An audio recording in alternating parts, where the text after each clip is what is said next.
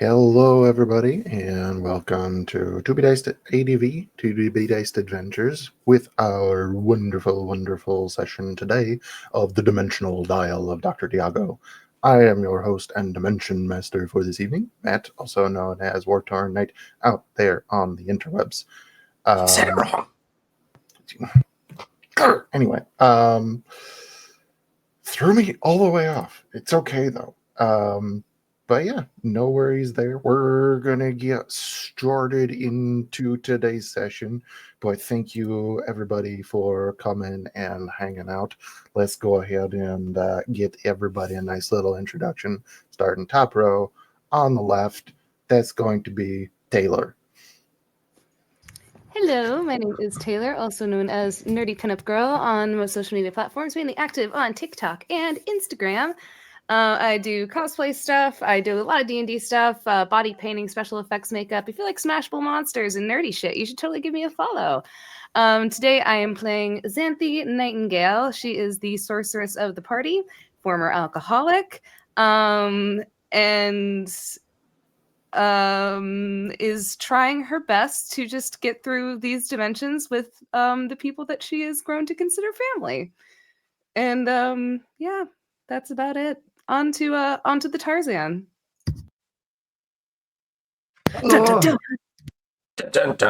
Hello, I am Tarzan, Daddy Tarzan 82855 on all social media platforms. I play Clucky McCluckerson, or Clucky fucking McCluckerson, if you know him by his formal name. I play the 6'4" tall barbarian chicken.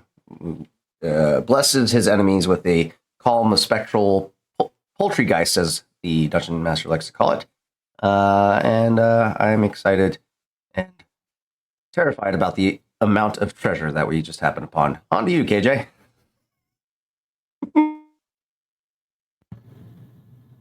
Confused. Anyway, hi, I'm KJ. You can find me on most social media platforms at kj.cosplay, though most social media that I'm active on, Instagram, is an underscore instead of a dot, because I couldn't copyright the name everywhere. But that's besides the point. I do fun cosplay things. I'm a nerd. I do D&D things with other groups of people. I'm kind of all over the place. I'm doing my best.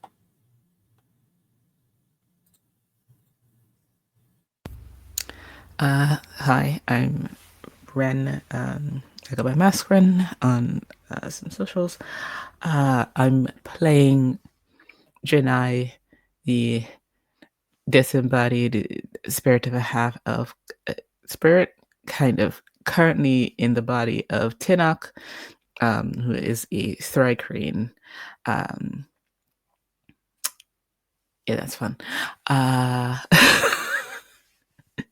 No conflict whatsoever. Everyone gets along super well in there. Over to you, Victor. Hi, everybody. 'Tis I, Victor. Or Victor the Story Weaver, if you feel compelled to go down a rabbit hole and try to find out who is that guy. I play Borrow, the blind wandering monk of the Way of the Leaf Path, who, as I remember correctly, heard a voice in his head at the end of last session. So I look forward to figuring out what the hell that is. And just a fun fact, because I just realized this when I opened the character sheet, my passive perception is 29. Okay, bye.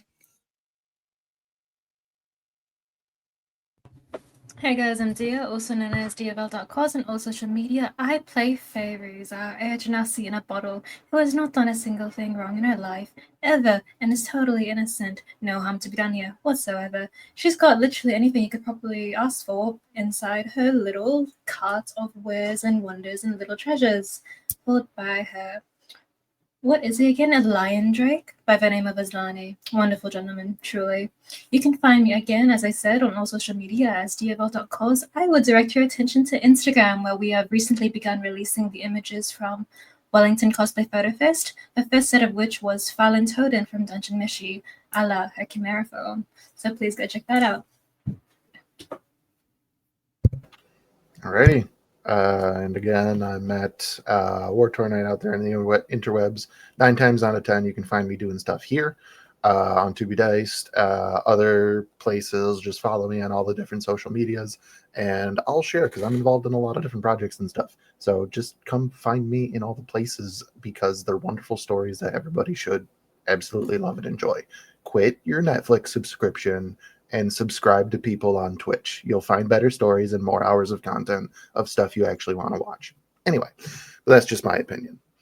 So, without further ado, last time on the Dimensional Dial of Dr. Diago, our party began the session directly beginning combat as two of us saw a regal interpretation of the monarch being the most beautiful creature that they had ever seen before, when the rest of the party saw the monarch for what it truly was, a gargantuan larval stage of some sort of massive insect creature.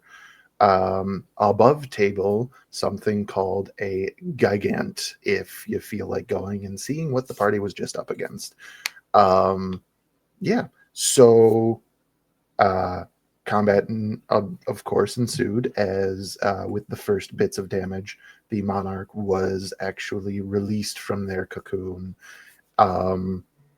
Things got just a little hairy for absolutely every single person in this party at one point or another.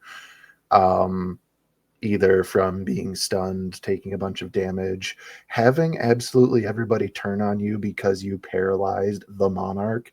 That's a big deal. But at the end of the day, through massive amounts of damage, through clever uses of spells and tactics, and the wonderful, wonderful application of these wonderful, wonderful players, the monarch did fall. Shortly thereafter, the members of this Thrycreen colony started to filter into this temple. Everybody believing, oh no, they might be a little upset. However, ended up being that they were released from the monarch's pheromones and no longer deceived into believing that it was their queen, as they've apparently been believing for many, many years. The monarch working them to death to feed herself, either with the things that they've brought back or with them, the colony itself. This means that the party did rescue this colony from almost certain decimation if this thing were to hatch and go on a rampage. So, upon searching, found out that it kind of goes a little bit deeper as they were trying to find out where the true queen was, and perhaps what a large crystal was that they all were interested in, perhaps to gain power to charge their own crystal to make their way into the next dimension using the dimensional dial. This crystal, apparently misinformed, was the actual egg that the monarch was hatched from. So this temple, built around what they thought was a holy artifact, ended up being almost the certain doom of their entire colony. With that all being said, the party now has access to the monarch's hoard, which, since I didn't say it on stream last time because I didn't roll it until today, I will let the audience know everything that the party now has available to them. 38,000 gold, 29,000 platinum, a suit of ceremonial armor that is non-magical plate worth 7,500 gold, a landscape painting of the Aetherian forest worth 7,000 gold, a structure depicting a noble looking tabaxi worth 9,000 gold, an ornate silver vase worth 6,000 gold, 3 supreme potions of healing, a set of boots of elven kind, a headband of intellect, a tan bag of tricks, and a staff of the python. Not listed because it may or may not be important. a whole bunch of raw materials and food, just in case anybody was interested in that kind of stuff. But as everybody was sort of picking through things, there was a little bit of a interaction as Baro, our blind monk, having just drawn for the first time a naginata that was originally within a box left behind from their brother Landros, who apparently caused all of this in one way, shape, or form. Now feels extremely possessive of this naginata, whether they realize it or not. And a voice in the head of our warlock Feyruz from their patron revealing a name while indicating Baro, Yan Si Bin. Who on earth could Yan Si Bin be? What does this mean for our blind monk? And how will the journey fare as they continue their journey out of the Thrycreen colony, looking for the crystal that Feyruz patron would like very much? These questions and more have yet to be diced.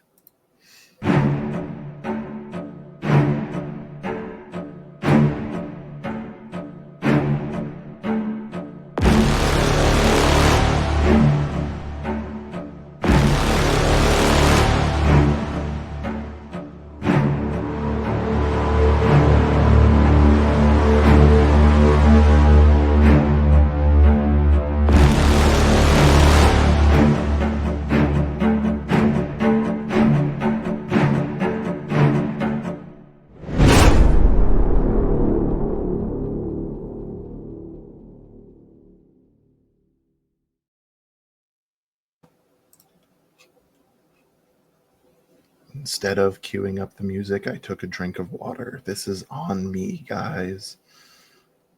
No, it's fine. We would prefer for you to prioritize your hydration than have the background music be a little bit late. Tarzan, I will boop you. Alrighty. Drink water, guys. So, we pick up exactly where we left off. The party in this massive chamber where the monarch was. Potentially some people picking through for whatever might be useful for them. I know the search did start originally with Petrichor wondering if perhaps there might be something magical within all of this that they might be able to use for the dial. While they were unsuccessful in finding a artifact of such power, they did find, with the help of whoever else would be helping, that whole list of things. So I'm not going to bog down the session with, well, you're going to get this, that, and the other thing, but as much as you guys would like to distribute them, absolutely. Let's give the floor to whoever would like to take it first. Who in this moment would like to do or say what? If I may, something that Baro actually wants to do is he wants to use the way that he uses his tremor sense to sense things. He knows that everybody's noticing and is aware of the horde and everything around the room. He's actually tapping on the monarch, trying to sense through vibration to see if there's anything inside of it, in its like gut, that could potentially be of relevance. Okay. Give me a perception check. However, give it to me at disadvantage. Question before he rolls. Can I make it not advantage by casting legend lore? You mean not disadvantage? Yeah. Casting legend lore specifically on what? like as he's going to study the monarch in this decrepit form, Petrichor would like to try to help by seeing if there's any additional information that we can glean off of this through the Legend Lore spell now that we know a little bit more information about what happened here. Okay.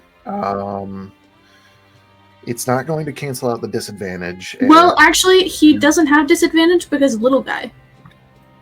I was going to say that. Well, fine then. Get your It's just disadvantage out it's a of flat here. roll. It's a flat roll. Is it? Yeah, it would be a flat roll with little guy's help. He does. Fair. It's still going to be crazy. We know this. You have a plus 47 to your perception checks. I start the session with a nat 1, everybody. Yay! Okay, and well, you can't necessarily crit fail a skill check. What's the total still? Even with a nat 1, that's a 19. That's insane. That's so. Wait a minute. You headed or wait, flat roll. Okay, so and then Sorry, with the guidance 18, as well? 18. It was 15 total with a nat 1, and then 3 on the die for the guidance. Okay, 18 still. Okay. So this still plays into what I was trying to get to why you originally had disadvantage on this roll. You start to tap on the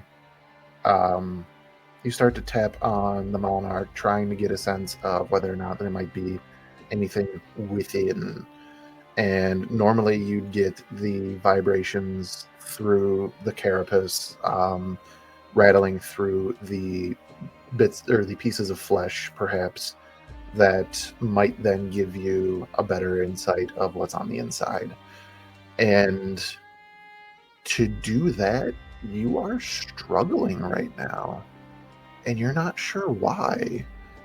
But even with an 18, you still do get an image, but rather than filling in the solid bits in what you're seeing in your sort of senses, sort of like giving a tap and then the vibrations filling in what you're seeing, it ends up being backwards because you're starting to get echoes from hollow spaces within.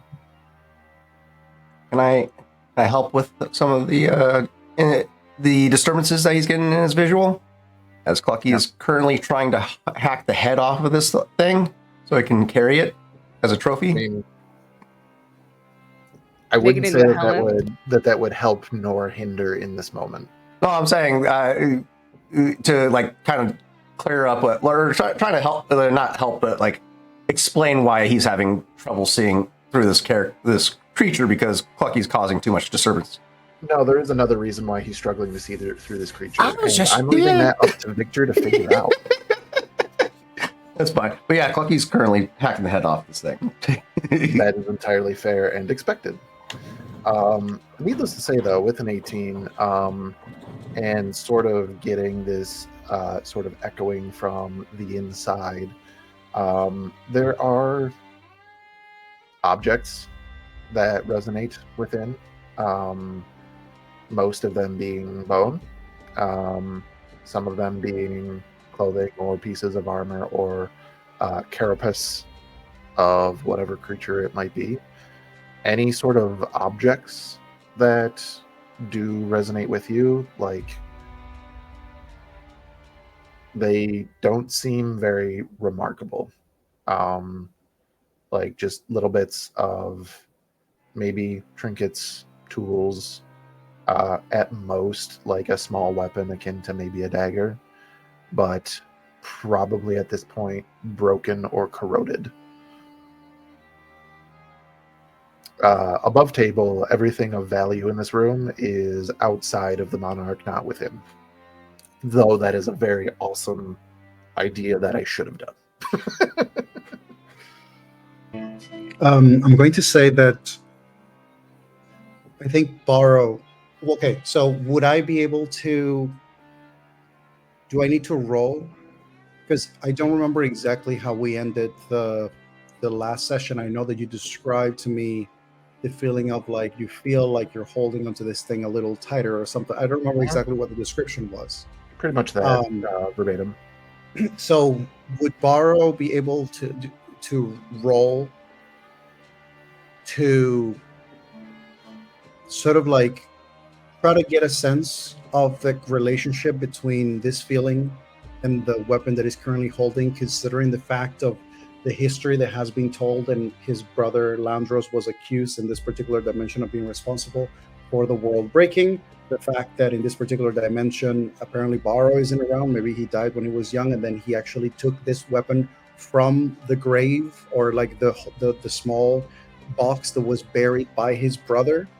And now, having done that and having that feeling, making the connection also with the monk, the master, who has been very apprehensive and suspicious about him, and the fact that he's connected to Landros, would I be able to roll something for Borrow to sort of be like, is there something here that I'm not, like, more danger or awareness of the situation? So And this I is will an also- interesting thing to attempt to do. And trying to give you my honest answer here without revealing too much.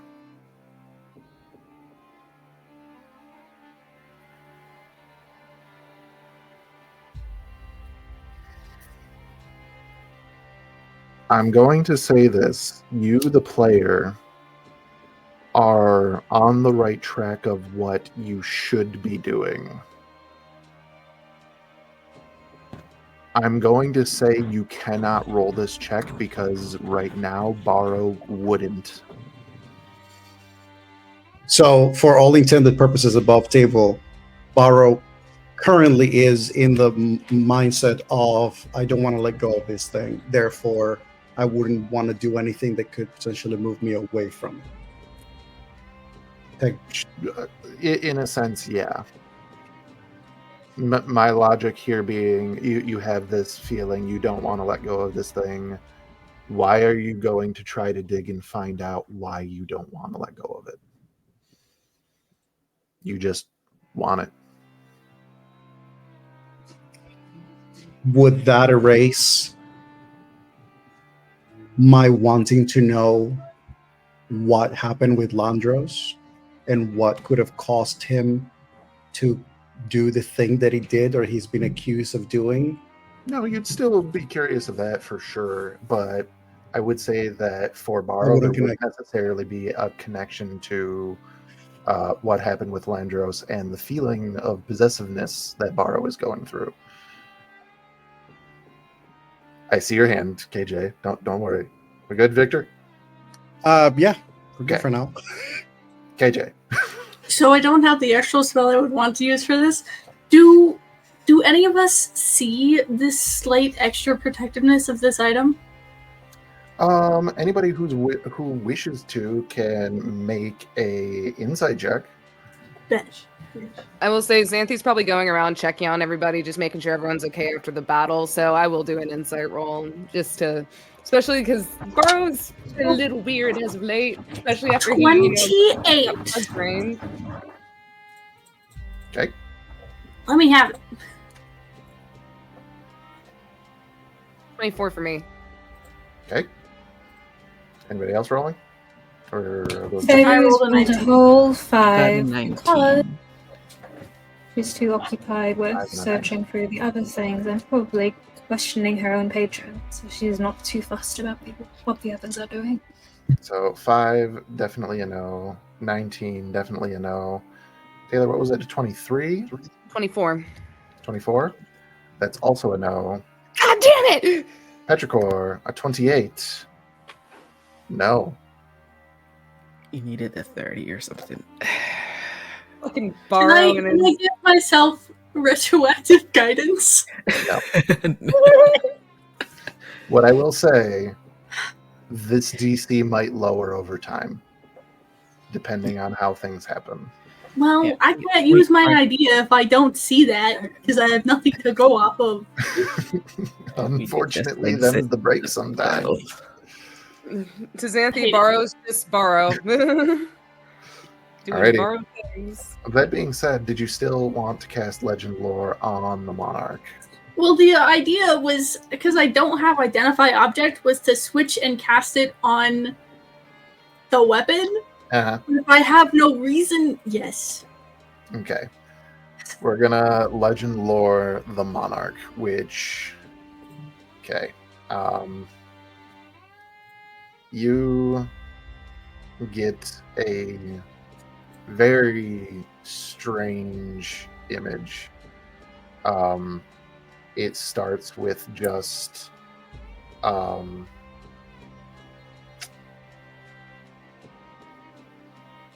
it starts with just colors, shades, coming through, like, at best a green, at worst like a turquoise, kind of shifting through, and perhaps like looking through liquid. And as time goes on, that color, that shade of green turquoise, you see a crack. And then that crack expands, eventually opening to a very bright light. And as the vision sort of comes to you, it's strangely like looking through a fishbowl lens, but along the peripherals of your vision, it's like giving after images in hexagons. And what you see is a tall, femme-presenting Thry-Kreen wearing a elegant dress. Not anything overbearing, but definitely a symbol of authority or nobility, whatever the case may be. And one thought goes through your mind: feed.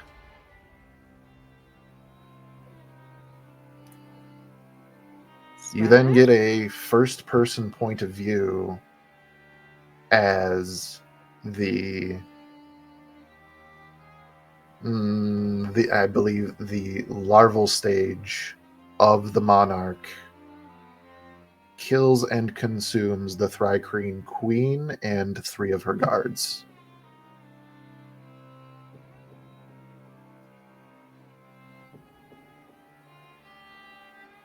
The next being this feeling of expansion.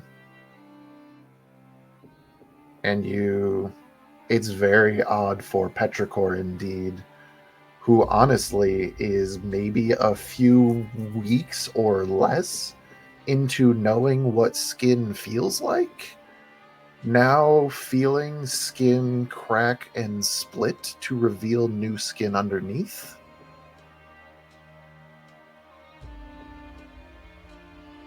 Shortly afterwards, a different type of expansion, like taking a very deep breath, as you then hear a loud clicking sound as you are calling for assistance, not necessarily like desperate help, but that seems to be how the Thry-Kreen are taking it, as they burst into the room ready to assault whatever may have happened in here.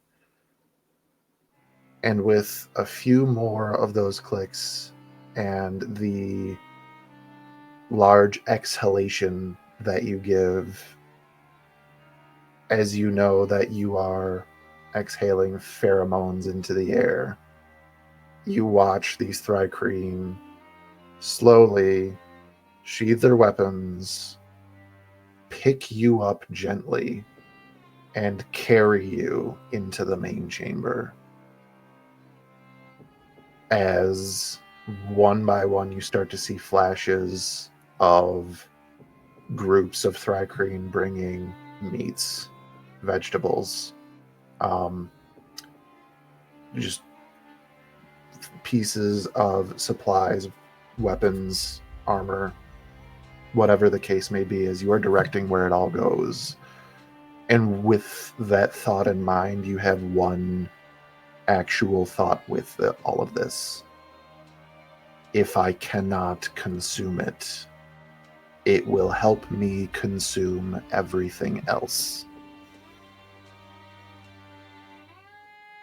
So you start telling these Thrycreen, use these to armor our soldiers, bolster our city with these supplies, plan to invade the surface. And it repeats visions similar to this as you watch from your point of view, as the majority of what you see is this ravenous consumption, that another feeling that Petrichor is getting used to, hunger, which the more you eat, the more hungry you feel. And then a vision, not a memory, a vision of the monarch as you fought them, fully formed into their adult form, bursting through the ground and flying into the world, attacking the first moving thing that it sees.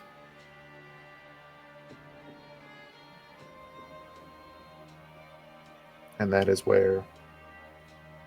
Actually, no. That is where the vision ends.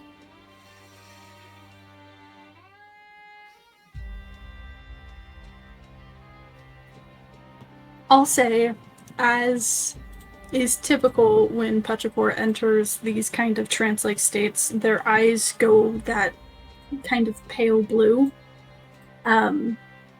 And they look so uncomfortable.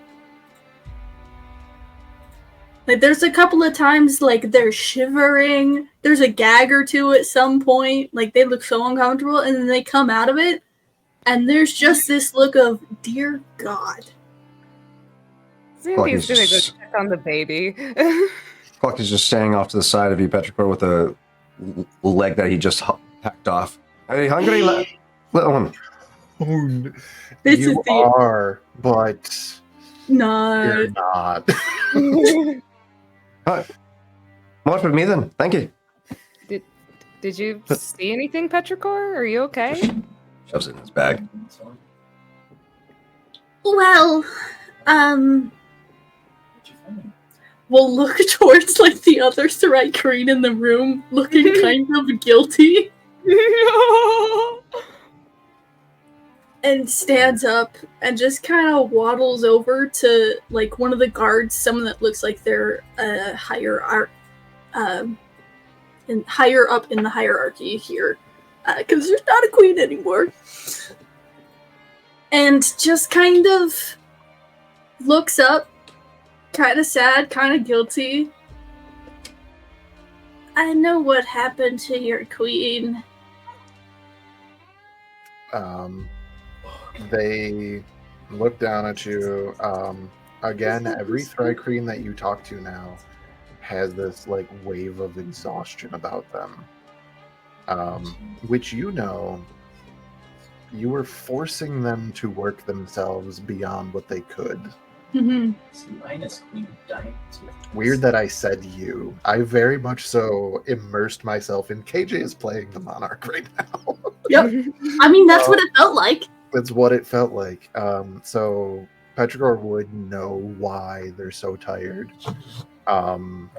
As they look down and not fully grasping what Petrichor is about to say, a sort of sigh of relief as everybody telepathically hears in the area. The little one knows what happened to the queen, calling moreover to listen. Story time. Oh boy! I think Petrichor just kind of like grabs the hand that's closest down to their level, just kind of trying to be this comforting gesture. She didn't make it. She was the first victim. They all have a collective, weight that falls on them. Well, that is it then. We must select a new queen.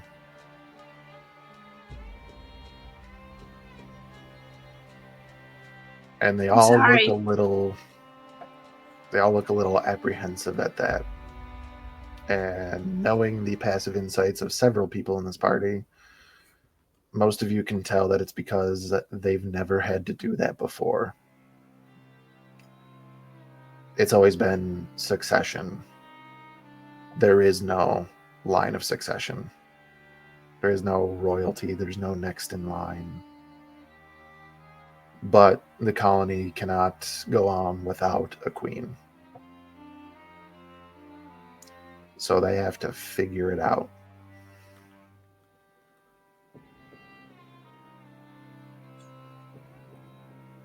Yeah, there ain't no way in doing that. There's sort of some looks that get spread between the Thrycreen. Oh shit, I am going to have to say it because Janai would hear it. Where they all sort of share a couple looks, and it's a conversation between several of them, where do we start? How do we do this? What are we looking for? Who gets to choose? And the starting idea from the one that Petrichor was talking to ends up being, gather every female you can find, for it must be one of them. We will let them decide.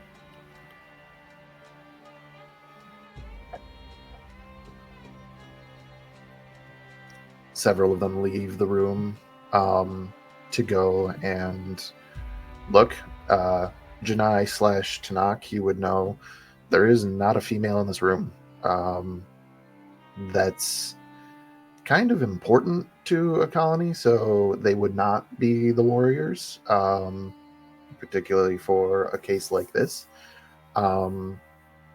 So it's going to be a bit before one of them is chosen as the queen, and then a new generation can begin, because it's been years since one has started. And I thought my saving grace would be this speed run, which is it true?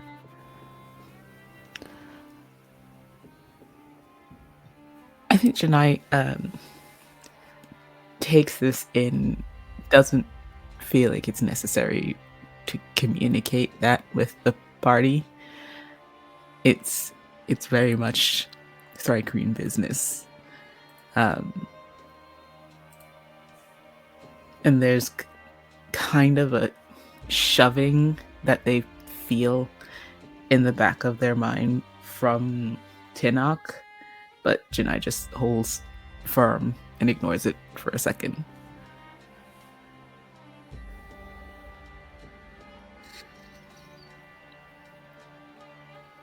What's the next step, everyone? Do we feel unwelcome here currently with this situation going on?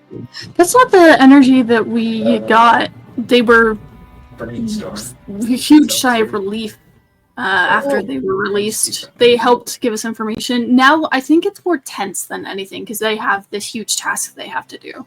Well, I was more asking, with the tension in the room of them, doing Thryke Kreen stuff and everything like that. Like, I'm wondering, like, are they like wanting us to leave for privacy for like this particular intimate rebuilding of their society? Is more what I'm trying to get at. Like, hey, should we leave the room? Like, is kind of the vibe You I'm going. can, if you want to roll to know for sure, you can. But I'll give you like some options that would be prevalent, which would be either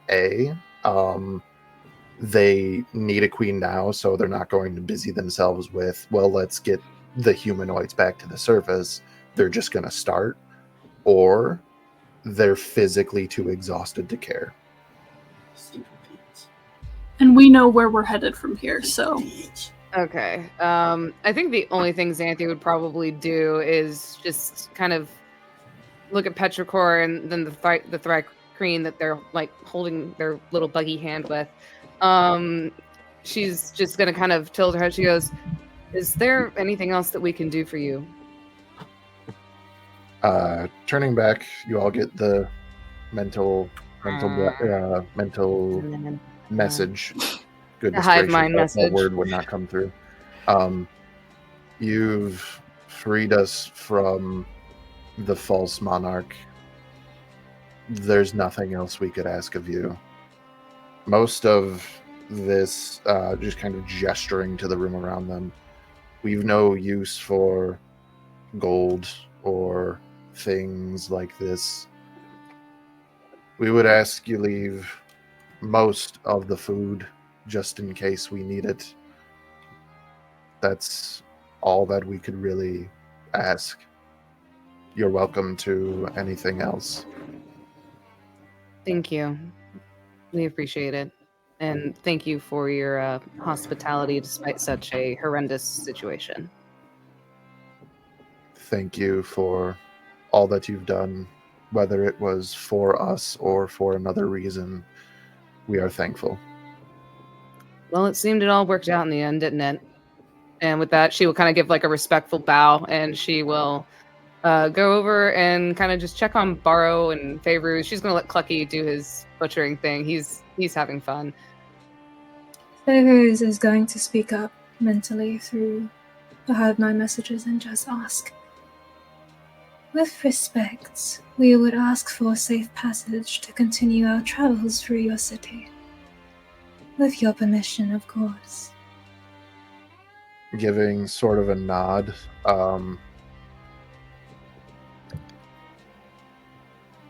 There is no authority in the city to officially give it, but with whatever power our colony's military has, you are all allies of this colony. You may come and go as you please. And you Excellent. I will collect some things for the road. You almost feel like a little pulse kind of go through your brain too, but this happens for everybody. And for you all, it's like a quick snapshot. For Janai, it kind of resonates a little bit, or like it kind of takes hold a little bit more. It is images of the party, basically with a message that, like a wordless message to indicate they are allies and they are welcome here. And you know that was pulsed to the entire colony. Just real fast before we do most anything else, just a mechanical thing. Do we want to divide all of the gold evenly amongst everyone? Lucky has no need. He has all he wants. Because I can just keep it in like a party funds thing, because I have been keeping track of most of the loot that we get when we don't have somewhere to put it specifically. I just want to know who's writing what down, where we're keeping track of stuff. Like Xanthi really only uses like money if she needs to like buy a specific thing, and like unless like they're going shopping, she really like isn't gonna be like, give me the gold. Like she's cool. I'll keep track of it. If anybody wants an item, DM me and let me know.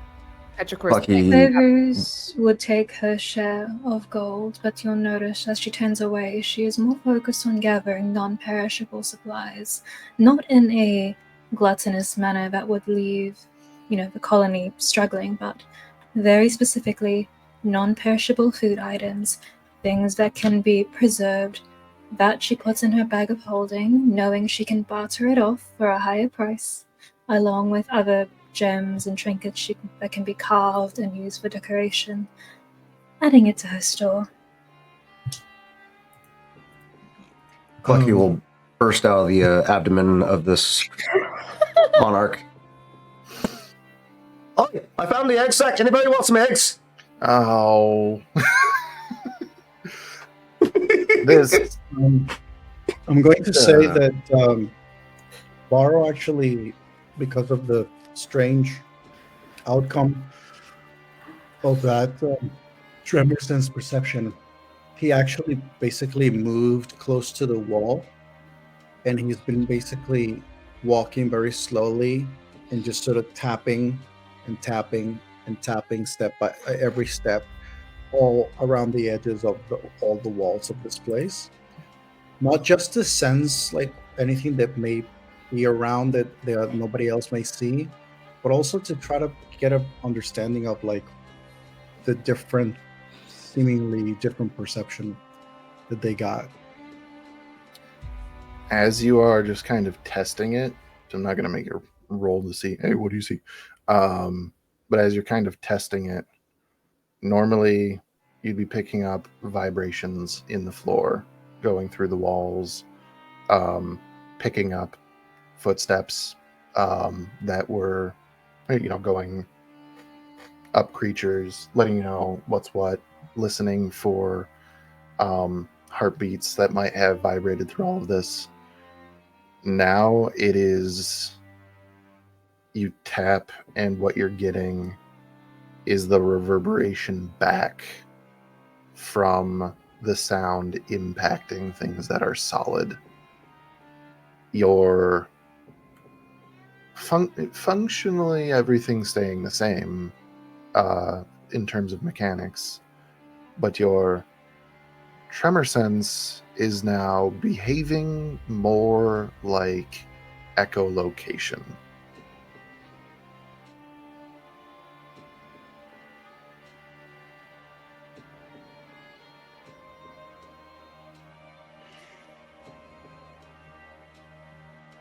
Would it be safe to say that this change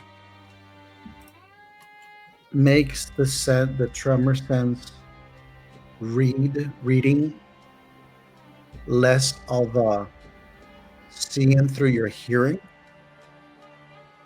and more just of a orientation vibe? Like if it's working just as sound coming back to inform me where sound is bouncing,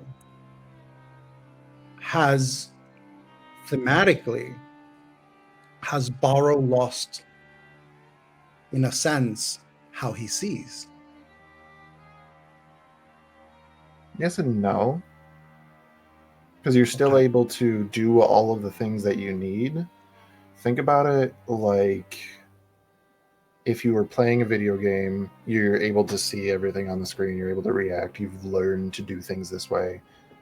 And then all of a sudden, one day, for some reason, your TV inverts the colors on you. Everything is still functionally the same, so you could still do everything the same way. It just looks very different. Well, for you, feels very different.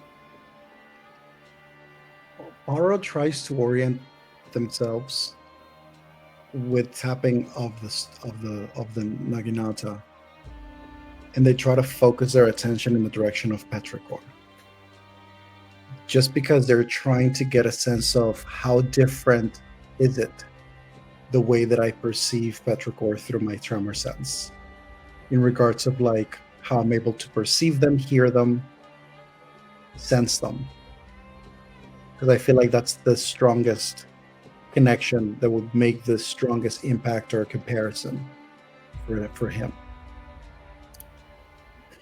Think of it again like,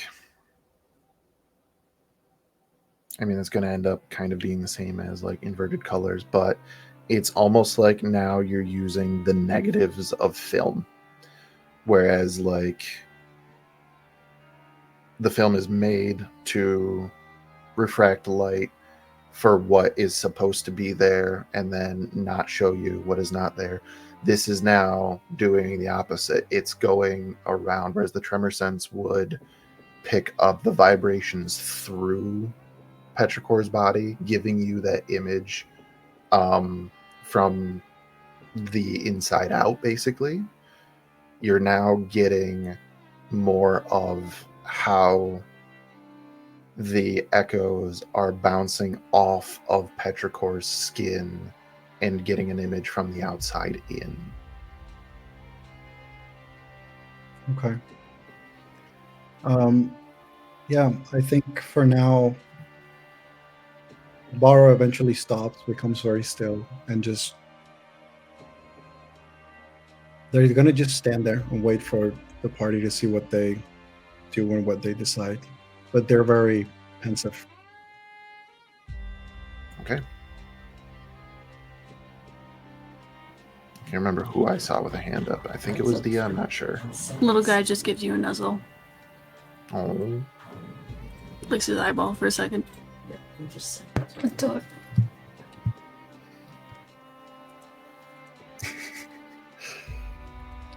Who has anything else, or are we starting our way out of the city? How big is the head of this creature? Good God. Massive. So I'm off to drag it. All right. So I drag it. Cookie, is that really necessary? Like, what are you going to use that for? I killed it. Okay, you know what? Just never mind. Just don't fall behind, okay?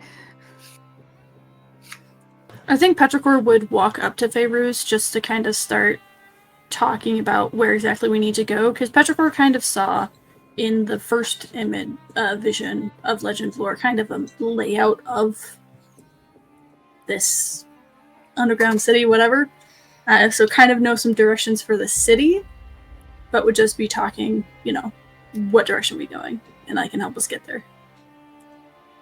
Before you approach us, Faeruz is doing up the what's it called? The strings of a bag of holding. She is having a mental conversation with the patron, just repeating, what was that name you said? I don't believe you've mentioned it before.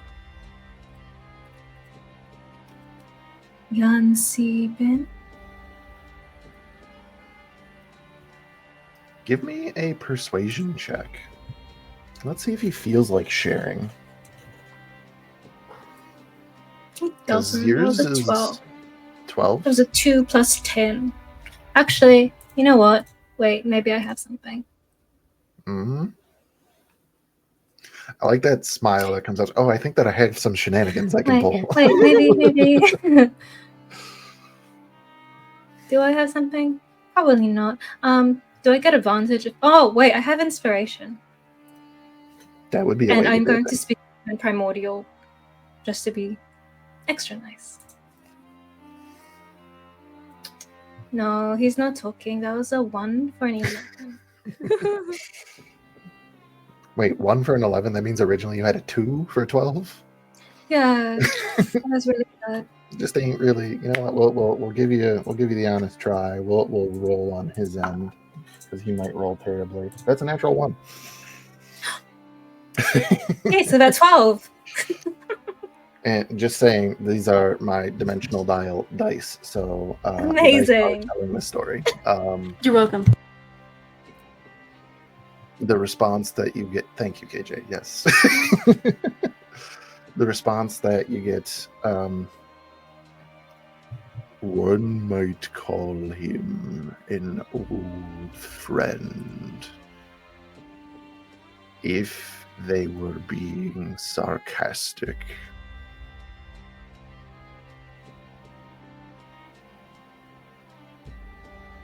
I see. Is this one I should be worried for on your behalf? That would cause disruption or offense. Because if you're caused offense, then I have to deal with a sandstorm usually, and I'd like to avoid that where we can.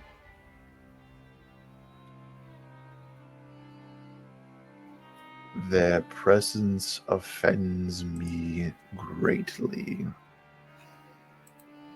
Lovely. I shall see if there are goggles in this here supply pile.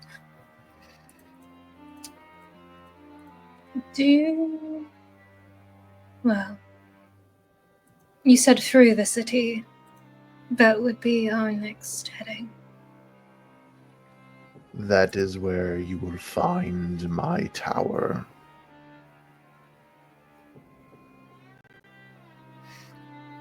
Bara, I'm not going to make you roll perception. That's just dumb. It is. With your new perception as you're watching sort of this interaction between Petrichor and Feyruz, like I said, nothing has changed mechanically. So even though the origin is different, you still get as same of a clear picture the entire time. Feyruz is blurry.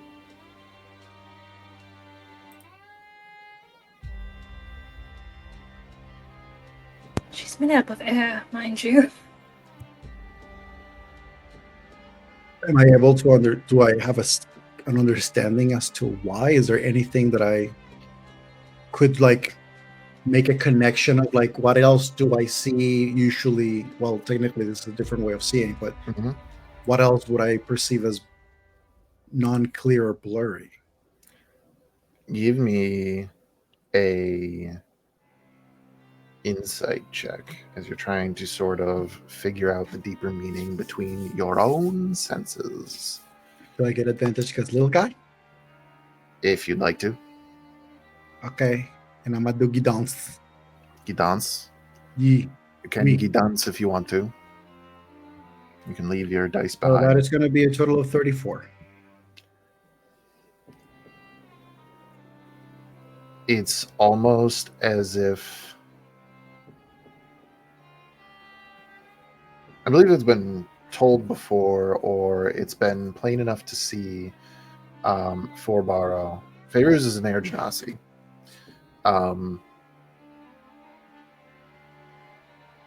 If anything, that should have made them more difficult to understand before the switch. And with this, that should make it easier, but there's something almost like there is something just outside of Feyruz's being that is dampening the echoes that are attempting to bounce off of her. Almost like you're almost like the echoes are being dragged through mud.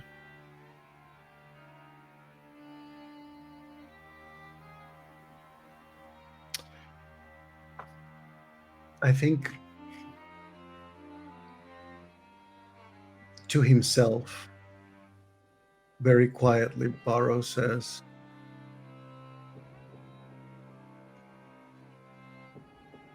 I need to go to the surface. He's in his mind now, he's thinking, I need to be on the I need to be in the outside, not underground, to try to make sense of this. Okay, I think this. So, Mr. DM, Uh-huh. Laura currently has the Naginata as if it was the staff, the way Yep. it usually holds the staff. If Baro wanted to do his usual release, of letting the fall? Would he be able to? Would he? Baru thinks that it might be better if he held the Naginata up by the butt end and let it drop to a horizontal position still in his grip. I think he's probably at a distance from the group currently. And he's going to face in a direction away from the group. And he's going to attempt to do that.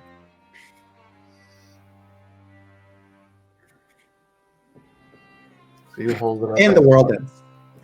pointed straight ahead. And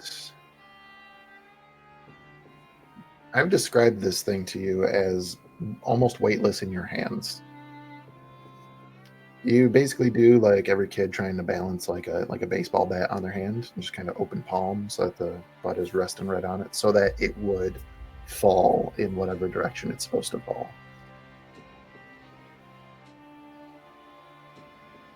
It doesn't.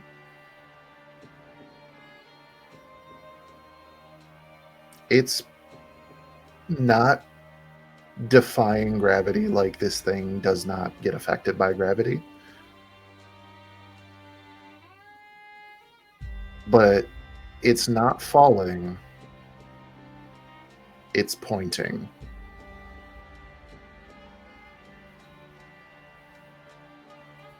It's pointing upward.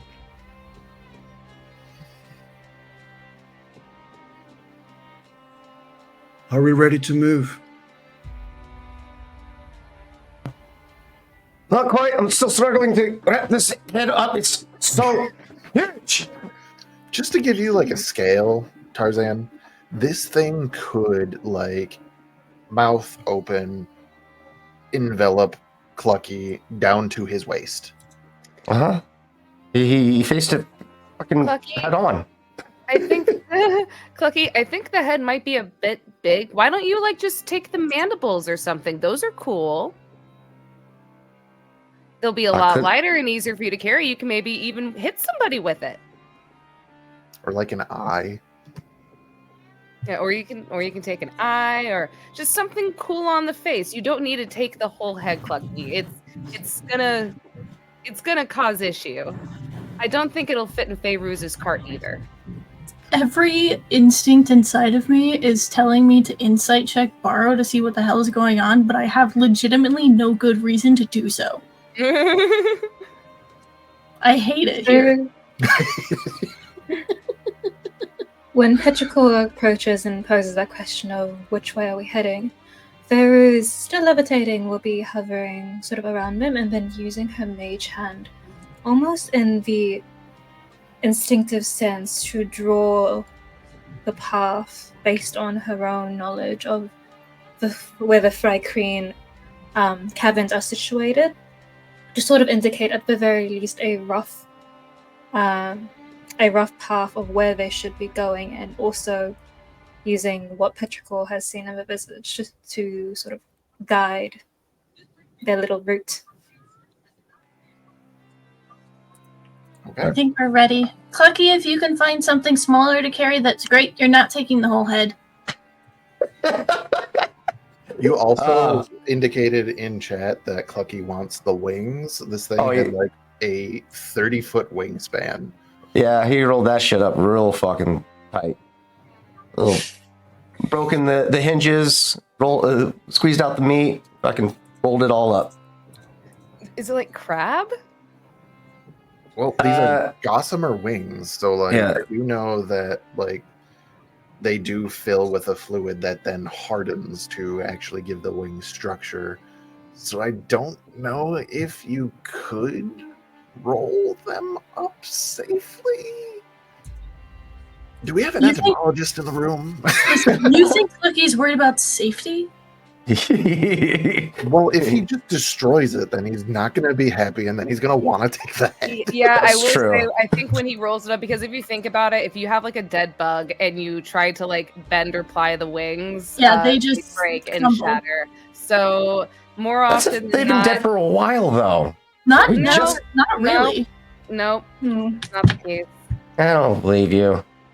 There's everyone Hey, but hey, you saying this. I think you're the wrong one here. Hey, I've had a lot of weird hyper focuses as a kid. Don't tempt me.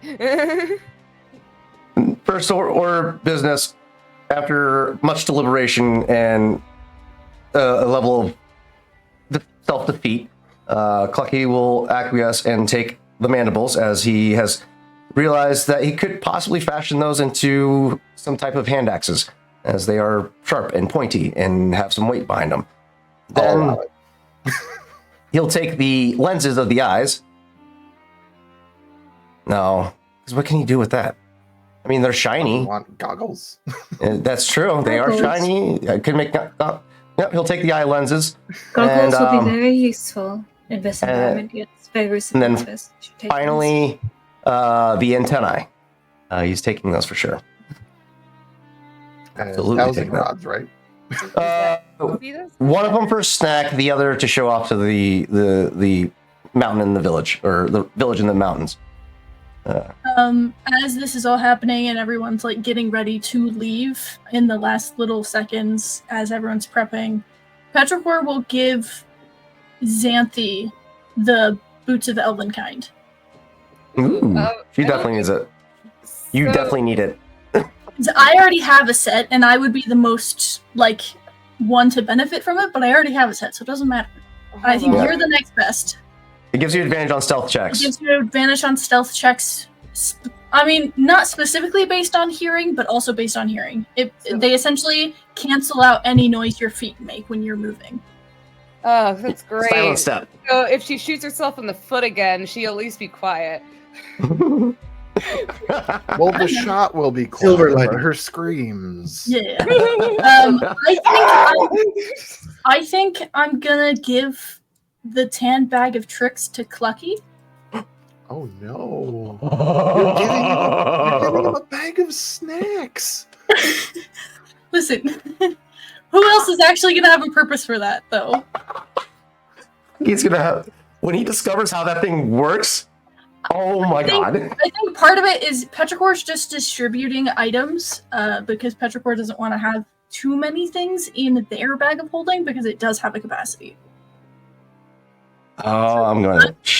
I'm keeping a hold of the potions of healing, the band of intellect, and the staff of the python, and all of the extra stuff that's worth gold until we find out what we want to do with them. Yeah, we're gonna have to be careful with the staff of the python because upon first use, I'm sure Clucky's gonna hop on that shit like a freaking fat kid on cake. Like, Danger noodle. Have bands of intellect would be very useful. Yeah, I know. There's so many good possibilities. I already mathed out what Beirut's portion of the gold would be and the platinum, so that's already taken care of. I have track of what the party still has access to, yada yada. Unless we've got any other questions, we're good to go. I can't wait for Clucky to figure out what this bag does. I know that the party has questions, but most of them you didn't roll high enough to get the answers to, and that's on you. I know! Xanthi got new shoes. Yeah, Clucky's got bug parts. He's gonna I take think an extra leg for I think- just in case. The only item that Petrichor would have known previously, actually probably two, like exactly what they do, is the boots of Elvenkind because we already have a pair. And maybe potentially, depending, maybe the band of intellect if the doctor had one. Or one of the doctor's associates. Nope. Cool. They Then were just- all brainy. I want to Alrighty. figure out what the fuck is going on with Bara, but I have no in-game reason.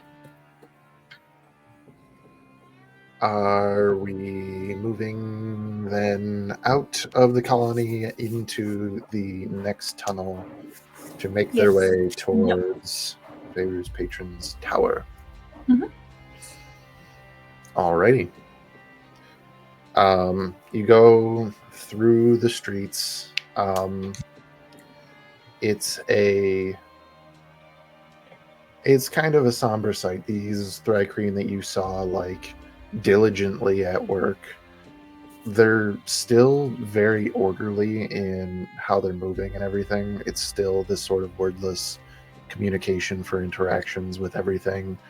More so, like very much so, somebody enters the room and everybody there knows why that person's there, and immediately just like seamlessly helps them. The pace is just slower, and it's also not a uniform pace throughout the colony anymore.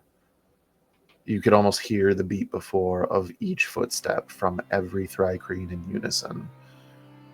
It's now, honestly, the chaos of it is a little bit cacophonous, especially to those who probably would have been paying attention a little more. It's just going from such an orderly sound to what we would consider normal is such a change in perspective that it's a little jarring at first.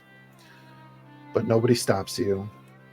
Several, as you're passing, give you either nods or small salutes, the occasional message pinged all of your ways for, in thanks for everything you did.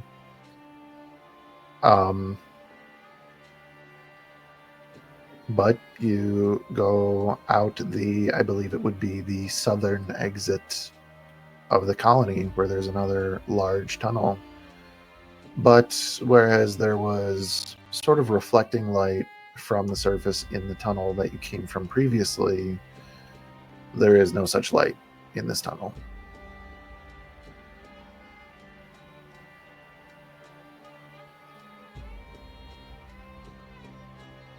As you start your journey, it's, Janai would know, several more miles through these tunnels to get to this tower. It's just very, the tunnel itself is not nearly as worked or paved as the one that you came in previously, so you can tell nobody really goes this way. There's nothing to find this way. Nobody really goes this way. Anybody who had come through here before should have gotten everything of use, but you're all told somebody must have left something important behind. So,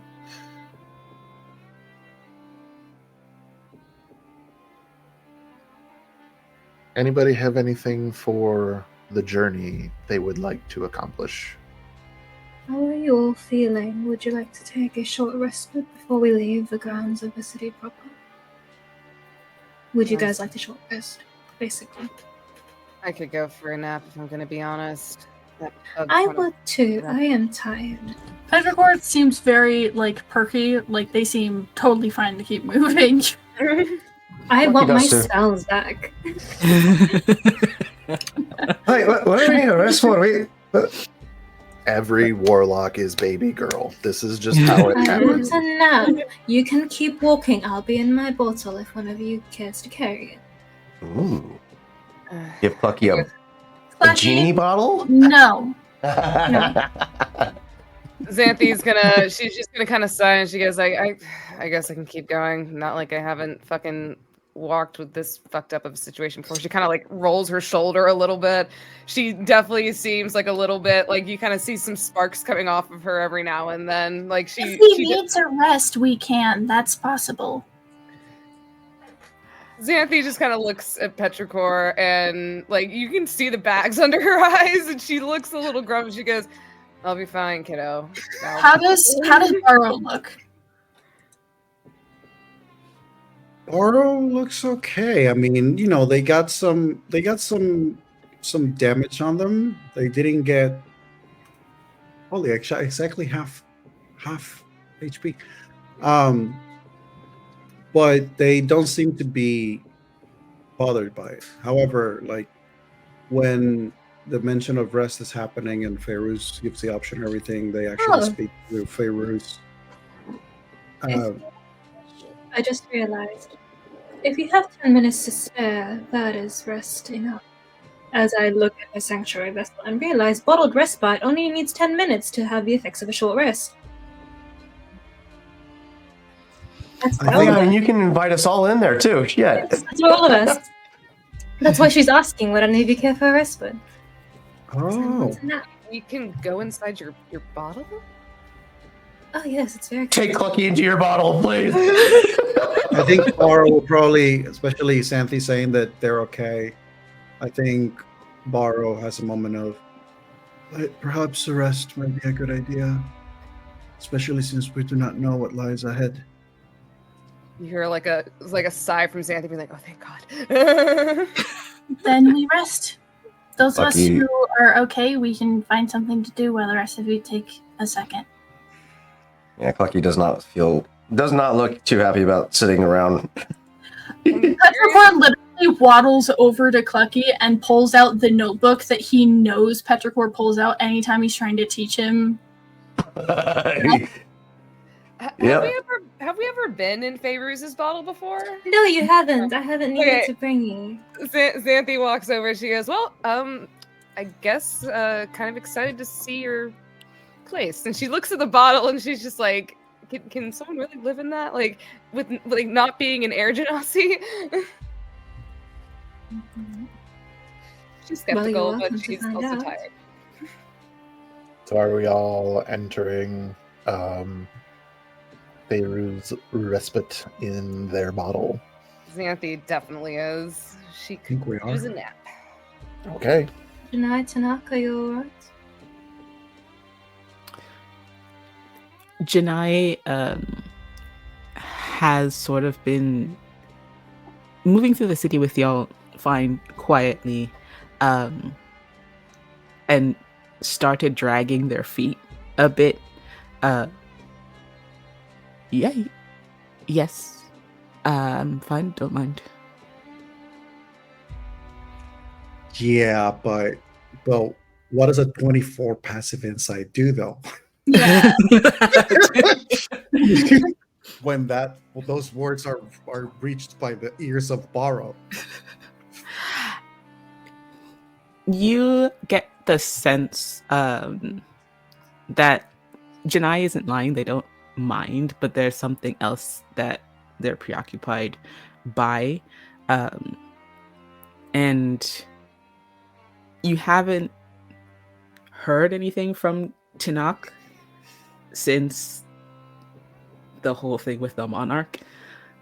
And it's a similar sense to the way that Janai was acting when you were coming in first before Tinak took over. So there would be a bit of a resemblance for Baro, especially who Yeah. kind of like confronted.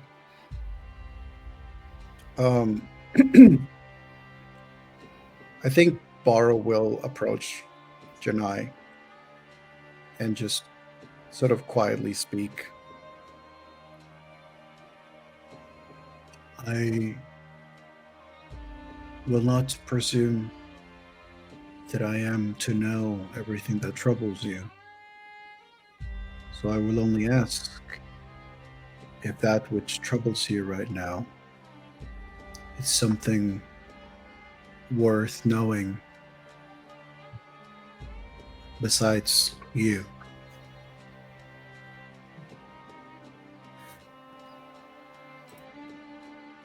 Janai blinks for a moment, and there's a bit of tension that leaves their shoulders. Still has not resumed the illusion, so is still presenting as their actual current form, which is the Thright Green.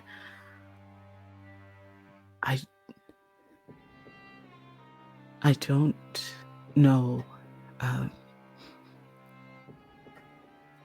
if he'll give it back to me. I think he's not really talking to me, but I think he wants to help the colony.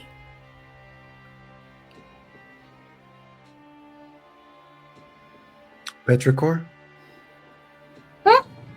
And like you see that Petrichor's flipped open the notebook to like a preset stuff, has handed it to Clucky, and is already like on their way over to both of you. They look like they have an idea. Barra Whether has they a heard your moment- conversation or not. Yeah, Barra has a moment of like as you're approaching, they sort of like move, like their arm sort of moves out as a way to like make contact with like their shoulder, just as a way of like, you know, receiving, making physical contact, acknowledging.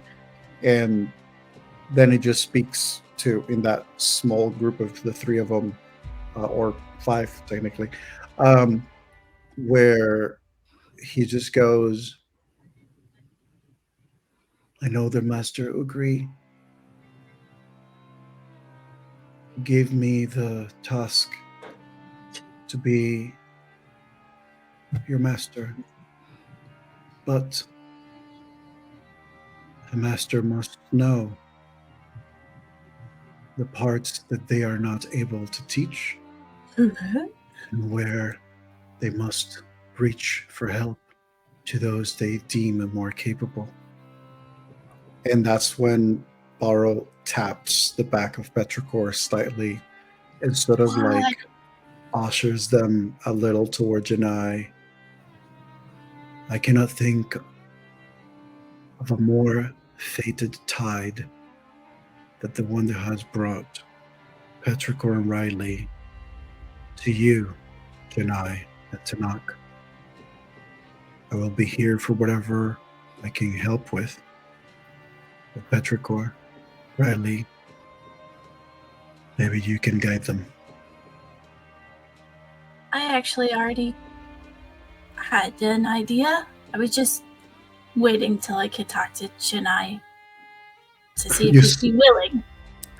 You see Baro has a moment where like you see Baro smile in a way that I think would be akin of like, that's the smile that turns into like Master Ugri smile a few years from now. Where he just goes, like, and I said toward your eyes like, see? I am that good. He just turns away and walks away. Love it. Baro, I think as you turn, there's a sort of straightening that happens, and you feel a bit of wind follow you. Oh. And you feel that emanate from Janai towards you. Do I perceive that it's sort of like an acknowledgement of sorts? I get it. I want to do that. That could be fun. Baro has you when he reaches them. Baro has a moment where he sort of like slows down, comes to a pause. You see his head sort of turns to the side and sort of gives a nod, a very like supporting and encouraging nod your way. Then it just continues. So are we doing like a normal short rest, or are we doing the bottle? The bottle. Does this mean that we become the Genie in a Bottle musical number? Yes, correct. Absolutely. There's instruments and everything. Don't be ridiculous. So when everyone is ready, you see Feru sort of unhook the bottle that usually hangs on either one of her belts. It's a tiny thing. It looks as if it could be a charm. Then she waves her hands and it grows to about yay big. Nothing too eye-catching. It's the very same bottle that was initially found half buried in the sands when you first came across her. And she gently sets it down on the floor where there's a nook between the crags of rock, so anyone who might happen to come past doesn't come kicking it away. Those of you who might be familiar with spells such as Misty Step or teleportation would be familiar with the sensation of when you are drawn into the bottle itself. First, its Feyreus becoming this wisp of air, like a cloud, going into the entry of the bottle, but almost like unstoppers itself for a moment, suspended in the air until she goes through. Then one by one, it's Janai, Petrichor, Clucky, Sanfi, and finally Barrow, pulled in with her. Where you were once standing within this corridor of sand and rock, you now seem to be standing within the central dome of what could have been a temple.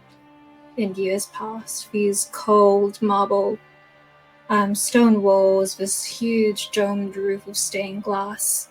The way it's made out of blue-tinged glass gives the impression it's as if you were standing in this temple under the late evening light.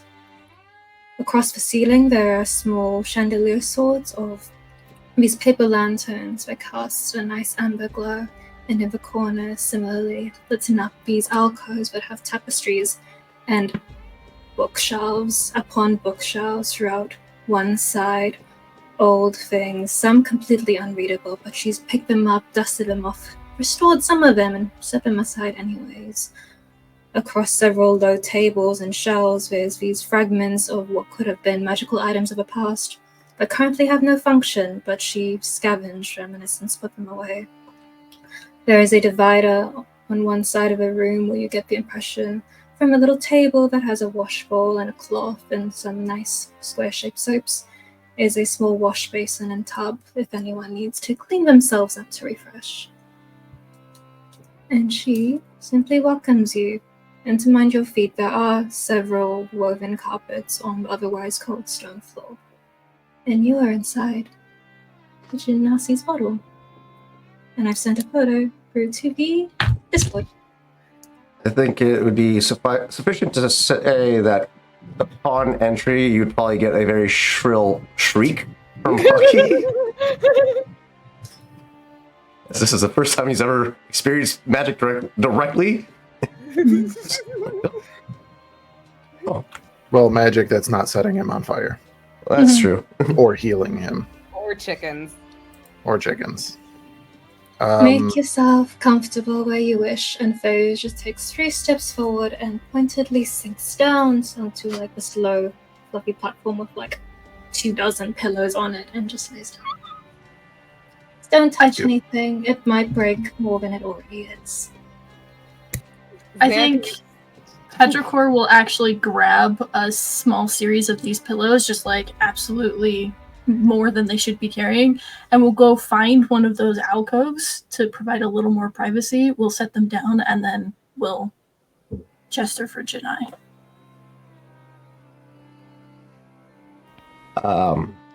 Seeing a bath and Feyre's giving us free range, Clucky's just gonna go plop into that fucking thing.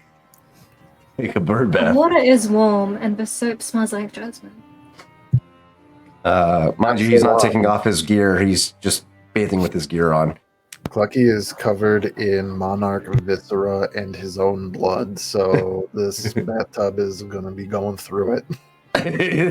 Gonna put it through the ringer. I hope the drainage system is up to the task. I would say Borrow probably once more. I mean, now being transported to a new place, feeling the shift, he attempts to do his usual tap, just to get a sense of the space, to see if now that he's in a different place, the reading is the same. The echoes that you get back hurt. He's going to regret this, but he needs to know. And he actually proceeds to do also a stump, because he wants to see if there's a difference between how the perception of his tremor sense that has changes because of using the Naginata, or if it also translates now it's overall the same, even if he uses just the stump of his foot. Stomping your foot, the echo that you receive back deals 1 point of thunder damage to you. What?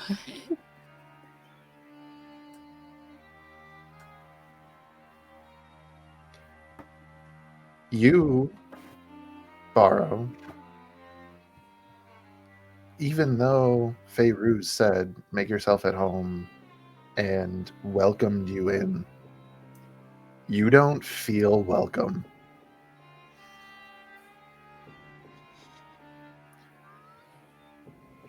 Feyruz, if I'm not correct, your bottled respite is supposed to warn you or at least let you perceive the outside, especially if there is some form of danger, correct? I believe so. That's pinging for Borrow. Where she's laying on her mound of pillows on this chase, while both eyes were once closed, one of them clicks open as she does sense this disturbance in her bottle. And because it is glass, it's almost like echoing back on you in a way that it would more so than if it was just stone. And she's just watching you curiously at this point to see if there's anything else you do reacting to this unexpected disturbance.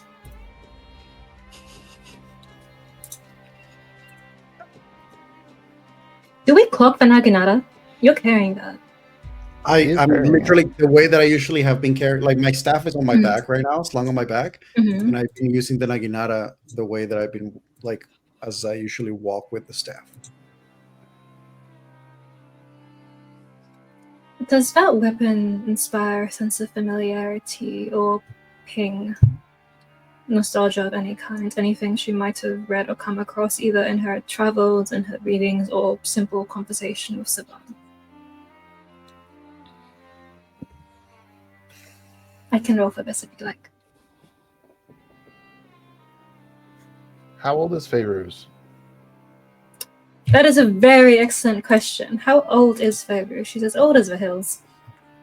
Well, the hills are flying, and they've been that way for a while. So, like, before or after they took off?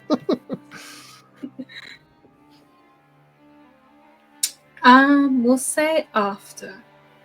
We'll say this was the world she was born into. She's only heard stories of the last generation of how it was before. This is fair. This is why she sought out Saban, because then that's the extra layer of protection in this now very hostile world. There we go. Alrighty. So it has been this way. I believe that I said for... I don't know if I said thousands of years. Hundreds, I believe. Not a I don't think timeline. Genasi lived that long. Yeah. So, yeah, they I think have normal or slightly exaggerated lifespan. 120 years max, and Okay. she is on the younger side. Okay. And how far into her life was it before she made her pact? She would have been no older than 18, no younger than 16. She was in that age where you sort of develop that headstrong sense of wanderlust to see what else is in the world for yourself. Give me a history check. So, 17? 17. That Naginata pinging something for you? Specifically? No. But as you're like trying to think about it, Yancy Bin does ring a bell. Perhaps whether it be a little story told by your Jinn parent in the few times that you may have seen them.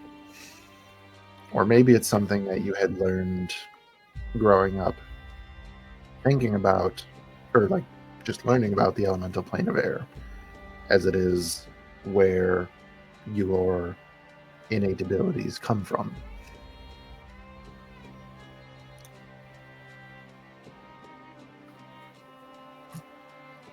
There's that name rings with the elemental plane of air.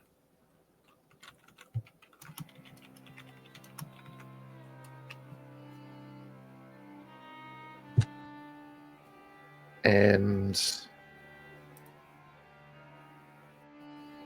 as you're thinking about it, you remember another name that you heard along with it. You heard Yancy Bin, and you heard Chan. And with a 17, you can't remember which is which. But both of them were considered not elementals, but archomentals. And beyond those, they also were both given the title of Prince. One of them was the Prince of Good Air, and the other was the Prince of Evil Air. As an air genasi, can I tell whether there's a difference in the way the air now moves around Varro?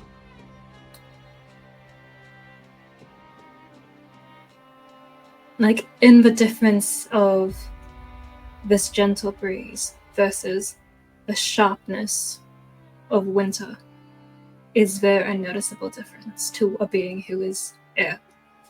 I will allow Feyruz to make an insight check, but at disadvantage.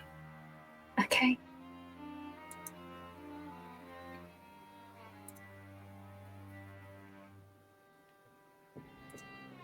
That is a 14. At disadvantage. You try to reach out with an air genasi innate connection to the wind. And you feel a stone fist pushing back on you.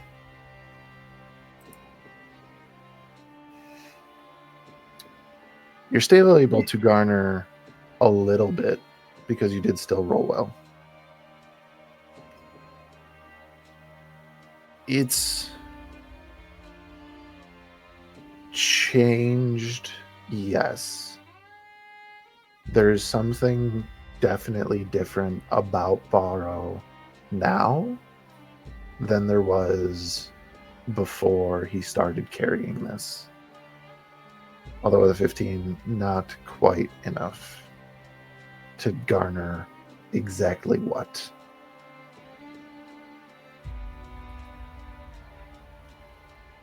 Ara, out loud, as Feyruz plops onto her stomach and just lays down looking at you even if you can't see her directly. How do you feel?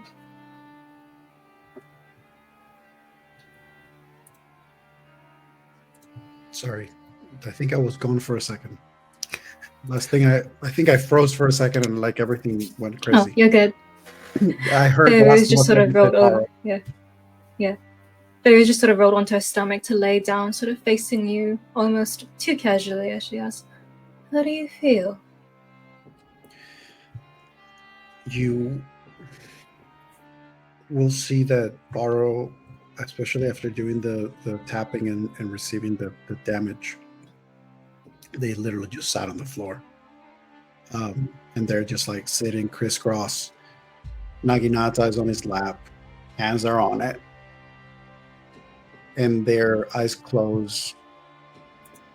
I would say that they are currently attempting to.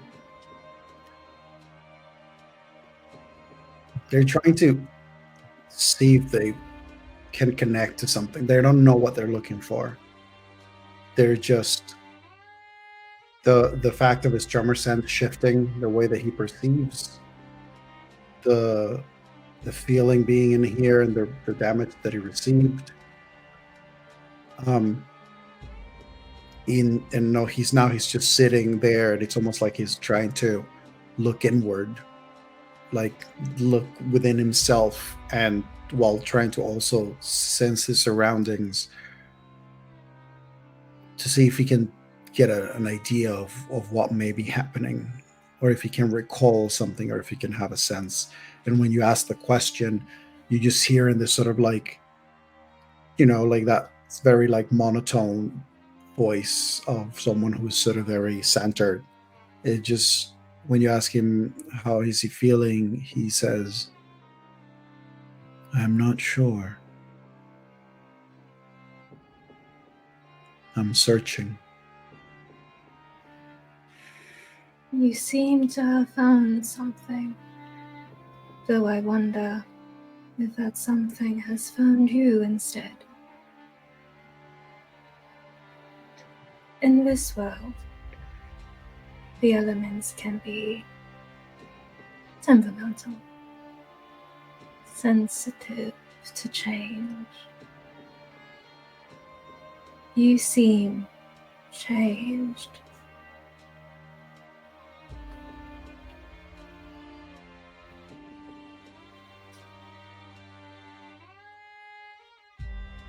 And what do you see in this change, Iris? I would like to have a better look if you would allow it. And she gestures to your new weapon. You may continue to have it in your possession if you wish, but I simply need to touch.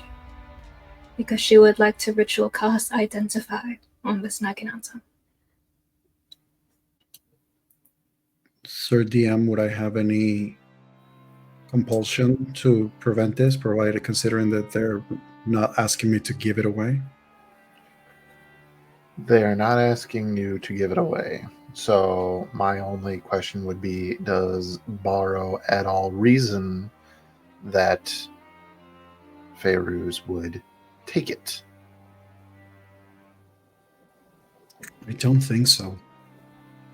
Then And I would say that even if that were the case, he would try to insight to sense that. then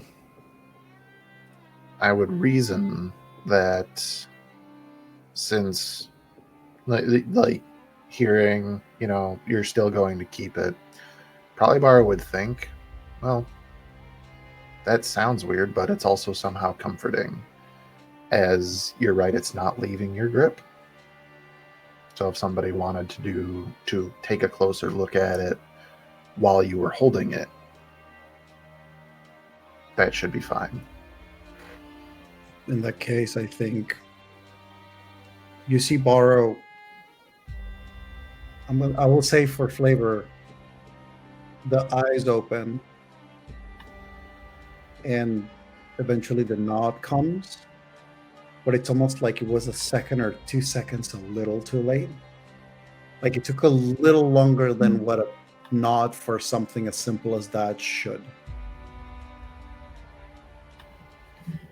But he remains in the same position. He doesn't move.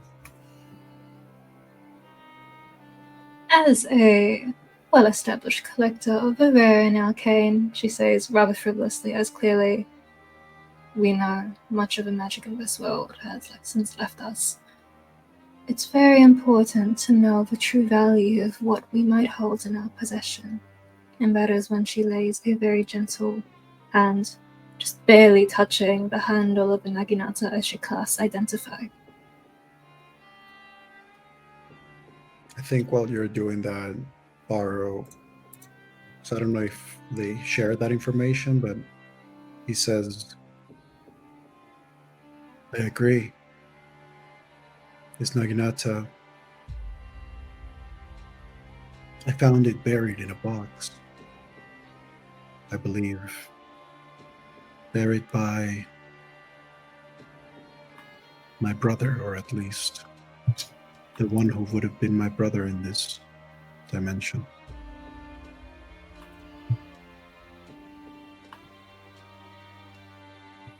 It is associated with a presence my benefactor does not care much for.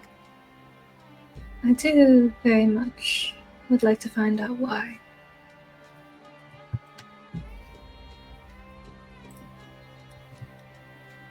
He doesn't say anything. He doesn't know how to feel about that. Ooh.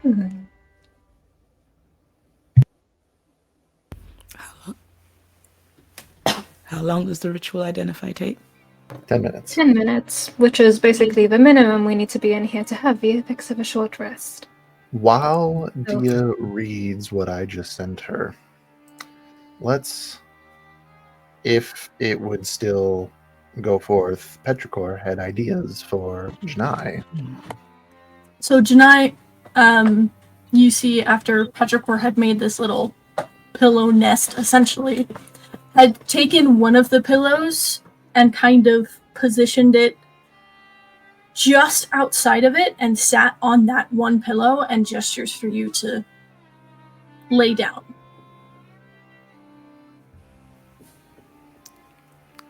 You want me to lie down? I have an idea of a way that all of us can talk face to face.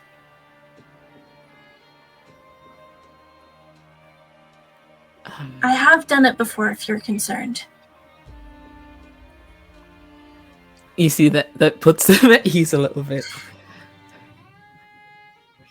All right. I'll do as you ask. I just need you to lay down and try to fall asleep.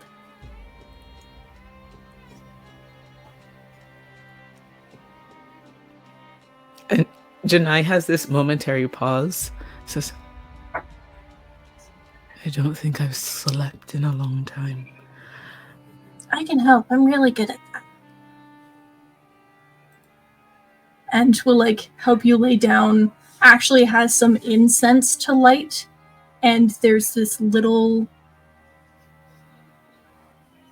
Matt, if you will allow, a music box that they picked up from the Horde that they wind up to start playing, and it's just this soft lilting lullaby.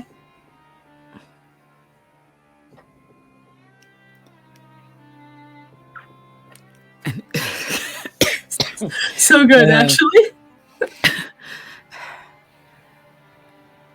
I think it takes Janai a moment. You know when you're just lying there staring at nothing and trying to sleep? But I think you watch this Tharkeen form relax into the floor and the pillow, and with that lilting melody, just try to sleep. Petrichor will wait until that stage where it's just before they're about to fall asleep, and will put their hands on Janai's head in just this very soft gesture. Yes, Matt. You look like you're gonna say something. So, well, I'm having a moment here, trying to consider things, because Janai is a half elf, and half elves trance. It's not exactly talked about, but based on the verbiage of trance, it doesn't say that elves or half elves don't sleep.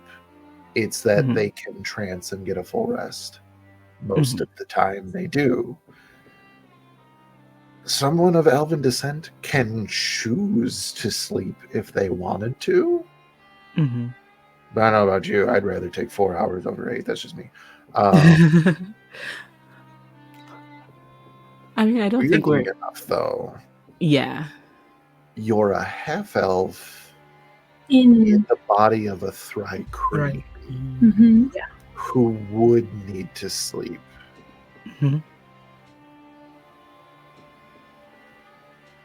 So I feel like, because that was the first adjustment Petrichor had to make when Petrichor and Riley became one person, was having to sleep because they didn't before. And eat. And eat. And breathe. There was a lot of adjustments. There was a lot of adjustments. So I would say that Janai doesn't like to sleep because it's different. But Janai has slept since taking over the body of Tanakh. Or co-inhabiting, not taking over. That sounds conquest. Yeah, I think it was more of a sense of Janai tries to trance Yeah. and it doesn't work, and so they just keep going until they eventually. So when they say, I haven't slept in a long time, they mean it, which is why when the body has a chance to relax, it's like, well, I'm not sure if it. Yeah. Janai thinks that they've tranced, but literally taking that moment, just the body passes out. Mm-hmm. Janai's like, wow, I tranced for like 8 hours today. That's so long. I feel so refreshed. This is nuts. But as soon as Petrichor feels that relaxation point where they've hit that realm of sleeping and the body is in that relaxed space where the mind leaves the awareness of the world and into where most people dream, Petrichor is running on a theory here, which is Riley and Petrichor don't dream. They just share this mind space where they get to see each other and talk. So they're running on the theory that that might be the same for Janai and Tanakh, and it's hoping that the four of them can converse face to face with each other, and is going to cast Shared Dream to try to enter the sleep space of Janai and Tanakh.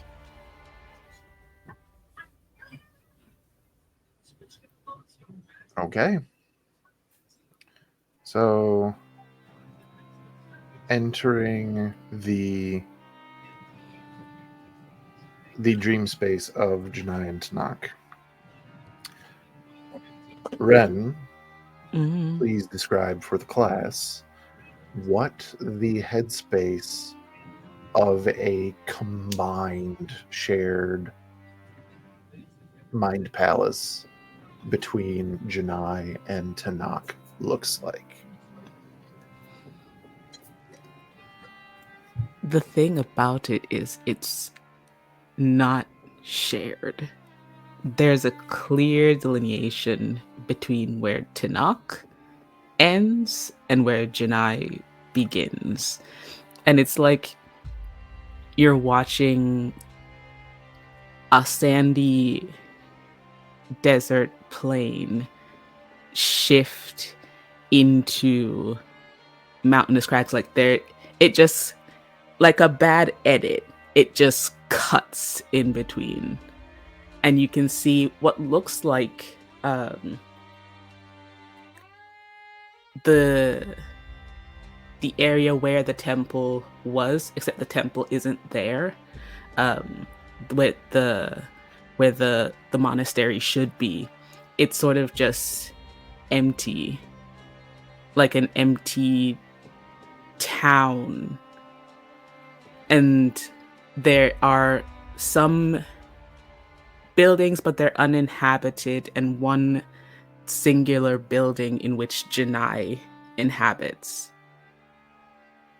And on the other side, this desert, craggy rocked plain that has this sheer cliff face and a cave entry. And they're just completely split apart. Okay. As they enter the space, I actually think Petrichor and Riley end up separated into each of those domains.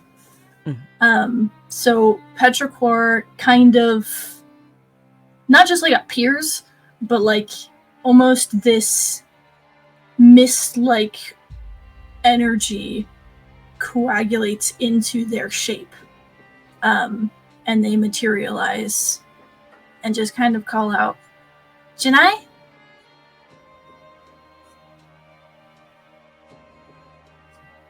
And you see a shape move through one of the windows as Janai, not opening a door, just kind of leans out. Oh.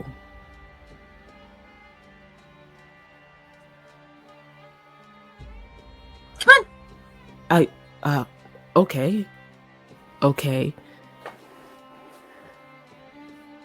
It just slip out the window. And then it kind of like hard cuts over to Riley apparating in not as much of an elegant fashion, more of like a water sloshing into space and then like waving up on a surface, which then appears Riley.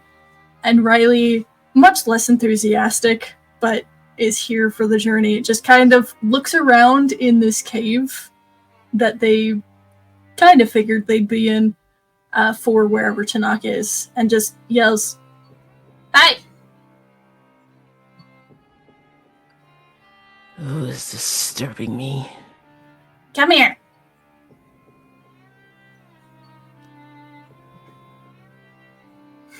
And you see the hand of Tinak emerge first as they come into the light. Larva. As soon as Riley sees like a hand and you emerge out, Riley just takes one of them and starts dragging you with him out towards the entrance. No further explanation. Unhand me. How dare you? Release me at once.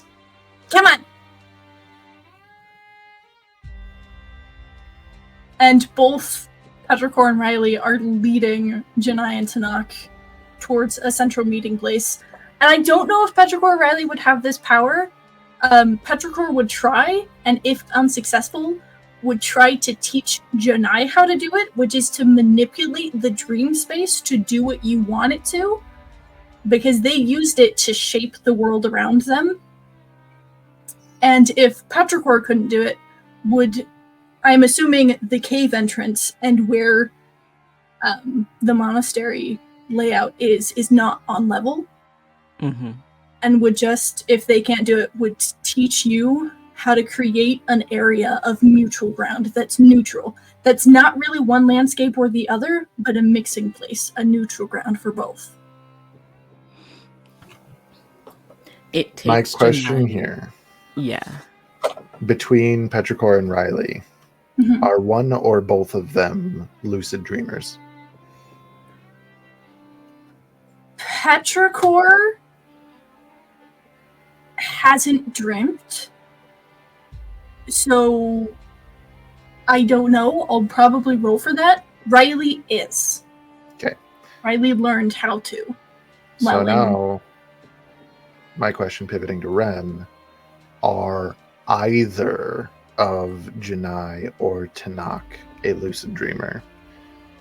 Because it's been established that Petrichor and Riley, one of them has been able to manipulate the dream space, so one of them had to have been. Mhm. Now I'm asking if either of them would have this ability. Tinak, I would say no. Janai, yes. This makes a lot more sense with Way of the Wind for me. Anyway, so pretty much with what Petrichor is saying to Janai makes a lot of sense. Like, you've done this before in your dreams, making things shift and sort of bend to your will. You absolutely are able to manipulate this dream space, whether to a point, whether or not Tanak wants you to. I think it takes Janai a moment hearing what you're saying, because it's not something they've considered trying with Tinak. Mhm. And so you end up, the world begins to shift as you walk, and it begins to transform into, you look like you're in one of the monastery's antechambers, but the stoneworking begins to shift and appear similar to the stoneworking that is in the Thrycreen city. So it's an odd mix of these two places. You sort of look like you are in the Queen's chamber simultaneously as you're in the same chamber that you did, or that Barrow fought with the Master in. So it's just this weird amalgamation of the two. I'm not sure he's going to want to do this, Petrichor.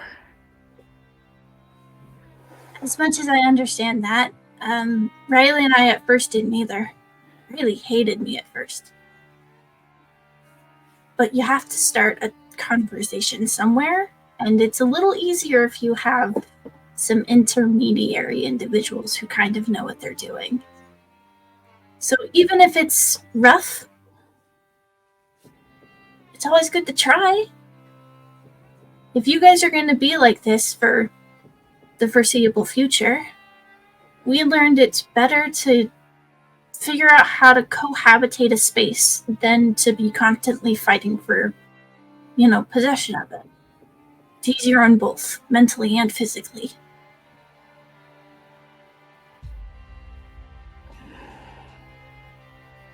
All right. It'll be okay. If nothing else, I can drop this spell whenever we want and you wake up. You don't actually take damage in here. We did test that once. His head tilts curiously. Like I said, Riley didn't like me at the start. Right. Oh, Barrow trusts you to lead me through this, and so I will trust you. You got this. And then it splits, like, camera facing the two of them to turn it to the other side where Riley is just wordlessly dragging Tanakh into this area. I think Tanakh is the most vocal that Riley's ever heard, just protesting this entire situation. Like, what are you doing here? Why are you manhandling me? Why can you manhandle me? Like, it's just aggravated. So many questions, absolutely no answers, making Tanakh even more pissed off.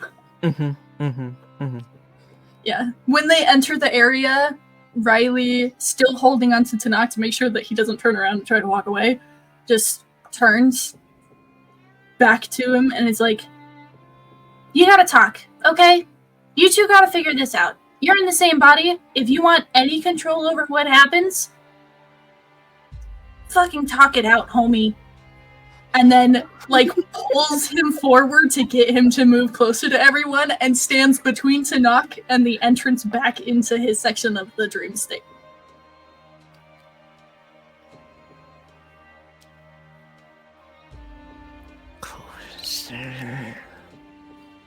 Larva cannot stand. Talk it out. And there's nothing to talk about with thieves.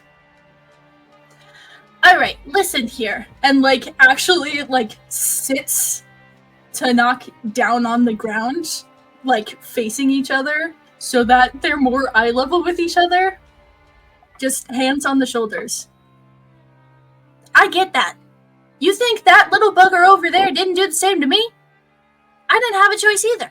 But guess what? It's better for both of you if you figure out how to cohabitate this body than fight each other over it. It sucks. I get it. I would like to have my own body back. I do every day. Okay? But you're not going to figure this out. You're not going to solve it. And you're just going to fill yourself with more hate if you don't figure this out. Alright? Now get out of your own head, pull your head out your ass, and talk it through. And then turns him around back to Janai.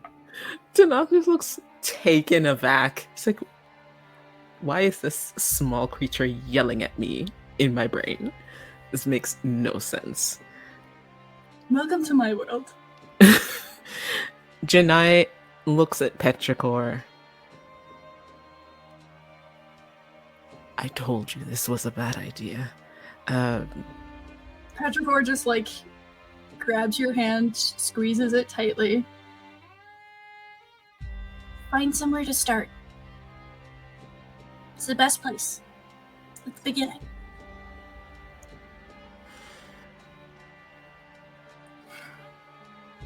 Am I gonna have to have a conversation with myself right now? Okay. I did. Okay. I think Janai crosses the space and sits down in front of Tanak, who is scowling as much as the motionless face of a Thrycreen can scowl. It's the energy. I'm sorry. And Tanak just chitters in a way that is, yeah, right. No, genuinely, I didn't.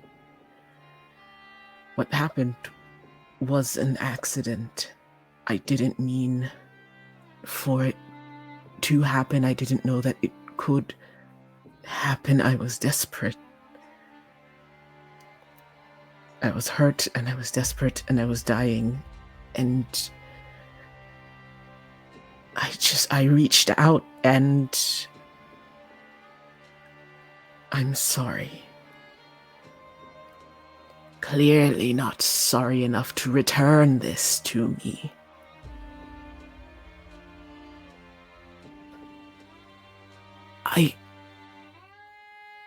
I don't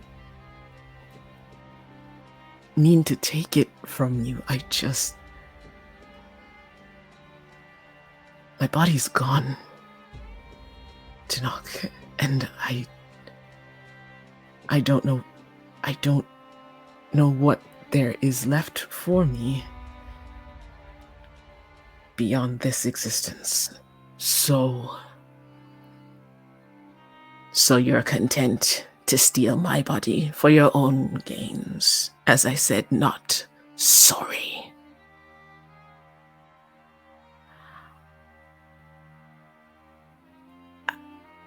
I don't know what you want me to do. Return my body to me. Riley just puts a hand on Tanak's shoulder.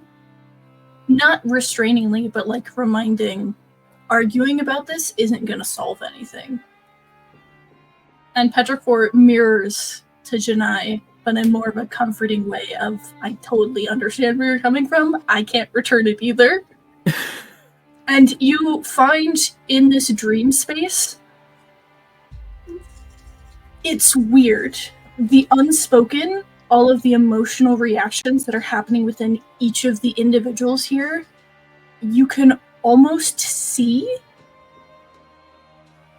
It's much more amplified. Everything is raw because you're no longer looking on the outward expression that someone has. You're inside of their mind. So you're able to see without barrier, unless magically done, exactly what's happening. So as all of these emotions are happening, whether Tanak wants to acknowledge it or not, Tanak can see exactly how Janai is feeling and whether or not Janai is lying. And vice versa. On a level, Janai is not lying. And Janai is still very afraid. Because if there was a way for Tanak to push him out, then Tanak would take it. And he can see that. Tanak is angry, but less angry in a destructive way and more angry in a unable to figure out a solution that satisfies him way. Because he knows what you're saying is true.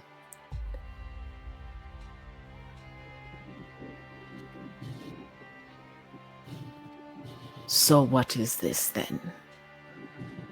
We continue to exist like this. You take my body when you need to, and I fight to get it back. This is when Petricorn Riley, instead of standing behind each of you, takes a spot next to each of you. And Riley looks to Tanakh. Or you learn how to cohabitate. I did the same thing when it started out. I was fighting for every chance to be in control. But we eventually learned, for your body's sake and your mental state, you can choose to switch willingly with each other instead of fighting for it. You can figure out what times are best for who. When we sleep, it's not guaranteed who's going to wake up in control, but we've learned how to switch when circumstances require it, or when one of us just doesn't want to be on the inside anymore. We communicate that openly. And what do you do when you wish to go in two separate directions? I wish to stay and help my colony find their queen to rebuild what has been lost due to this false monarch and the destruction it has wrought. And this one, looking at Janai, would like to see you finish your quest and find what is at the end of the tunnel, which I could frankly care less for. This is when Petrichor speaks up and looks to both. This is where you compromise. That's hard. You figure out or make a deal with each other. Riley and I have to do this all of the time. There's so many times where Riley has had to come to an outcome that she might not like, but is the best for everyone involved. So not necessarily saying either one of you has to give up whatever you want to do, but you come to a deal about it. This could be a timeline basis. So for this segment of what we're doing to help Favors out with her quest, we're going to be underground for the rest of this as far as I'm aware. So while we're still here, you guys come along with us to help us with this segment. On our way back out, Janai, this is where you'll have to be okay with staying so that Tanakh can help their people. Or something else. That's up to you.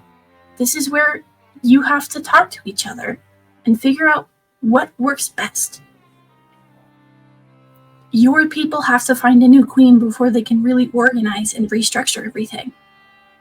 I'd say you probably have a little bit of give time before there's really any clear instruction about how you can help rebuild here. That's some time that you can let Janai help us. But that's up to you guys.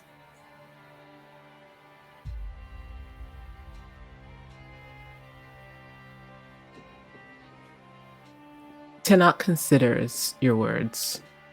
Like, truly considers them. And Janai is looking a bit hopeful in the moment that there might be some kind of bridge of potential forming.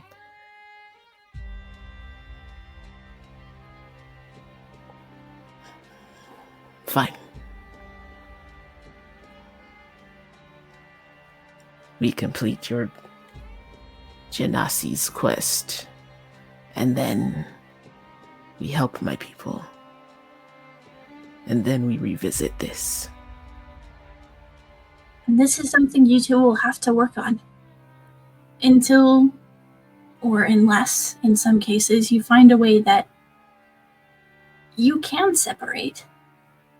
We were recently given a hope of that, which I have, I'll admit, considered maybe giving to you guys, but I don't know if there's enough magic left here, people who know how to use it to be able to accomplish what's needed. Granted, I don't even know to what full extent is needed to do so. But it's definitely something you guys can look into. Finding a way, if there is any here, to one day maybe being able to split. It's not impossible. It's just improbable. And then Riley speaks up. Granted, I don't understand any of this magic stuff. It's weird. I don't like any of it. But if you learn to trust each other to some extent, because you're gonna have to, together you guys can do just about anything. But only if you work together. And that'll take some time, and you're gonna have to get over yourselves. Both of you. Tanak, Janai. Both of you have trepidations. Both of you have things that hold you back. Regardless of if you like it or not, you can't hide anything in here. You are vulnerable here. And that sucks. And that's rough. And you're gonna hate it. But you're gonna have to figure out how to make it work. And it's better to do it civilly and figure it out as you go than stay hating each other and stay as opposing forces. You're gonna have to compromise and you're gonna have to learn. And that's just how it is. If you don't, not to be grim, but like it or not, if you're fighting for control and the body goes slack, because that does happen sometimes, I don't know if you know that, sometimes you'll just go void, you could die because you're fighting each other. And then you're both out of luck. So better figure out how to work together than die apart.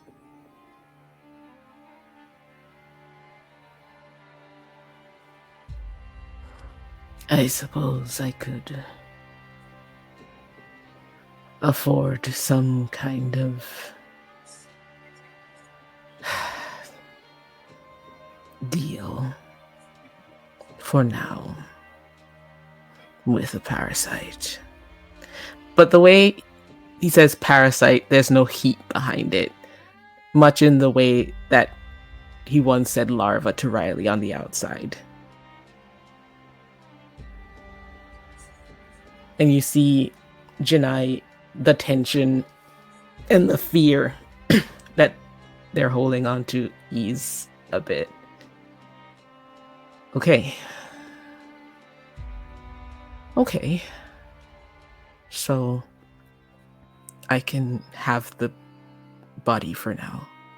You guys can Yes, you even can have switch in and out body. while we're on this journey. Take time. Especially because from what we've seen, Tanak, you haven't been in control for a very long time. No, I haven't. It's good for you guys to switch in and out. While you've agreed to this one thing, that doesn't mean that you can't be in control of the body every once in a while. It just means you have to be nice to everyone else while we're here. You don't have to like us. I'm not going to ask that much. But at least be nice. Work with us. I can deal, and Riley speaks up, I can deal with you calling me Lyra. It's whatever I've been called worse. But, like, don't do anything that's actively going to hurt anyone or cause us to not be able to do what we need to. You know? Common sense. Larva is what you are. You are larva. I'm not. And you get the sense that Tanak, the word child and the word larva are the same thing. Same thing to him. Yeah. It's like, you know, when you call a child in a mean way and child in a sweet way, it's the same. Riley kind of sees all that and feels like what's coming off of him, and it's just like, Listen, I'll make it easy on you. Not larva, not child. I don't like either of those, really. I get called child by people, and most people don't mean it in a nice way. My name is Riley. Riley. Fine, Riley. Thank you.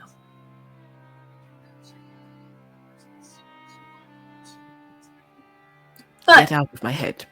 Get out. in just a second, and I forgot to mention this. The forms of Petrichor and Riley are not the same.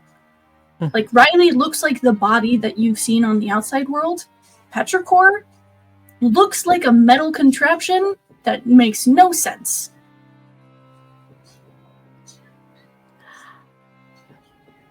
This is an automaton. I don't know if they have those here, but, like, this is a robot. functioning on arcane energy. I don't think Tanakh or Janai would have seen anything like that before. Neither of them would but- have any concept of Yeah. an automaton. But I think they recognize the voice from the mental conversations that have been had. And so it's just like, I suppose. And Janai looks in the way that the illusion initially presented to you as this dark-skinned half-elf with curly hair.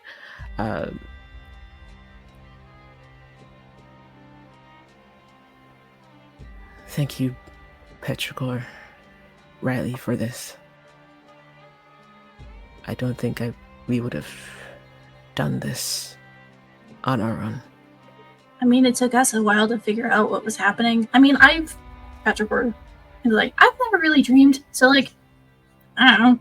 I just kind of was messing around to see what was possible. But Riley has dreamed, and Riley wasn't dreaming and knew something was off. So we kind of figured it out relatively fast. But if it's not something you ever thought about, it's not something that's going to be on your radar. And we have a bit of experience in this now, so we figured that we'd help you out, because if there's any bit of good we can do here, we're gonna try. Especially because we haven't met anyone like us before, so this is kind of a little exciting. Even though you guys don't like it, it's kind of fun for us.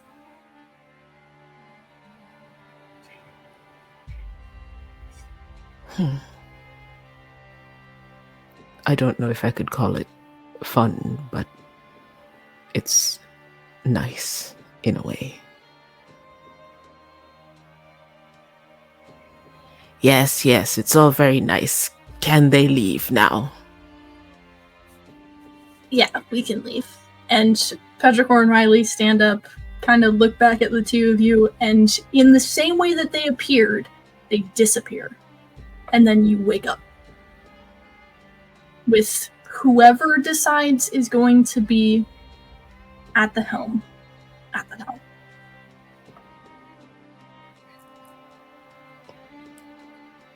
The body sits up and looks at you for a moment and rests a hand on your shoulder. Thank you.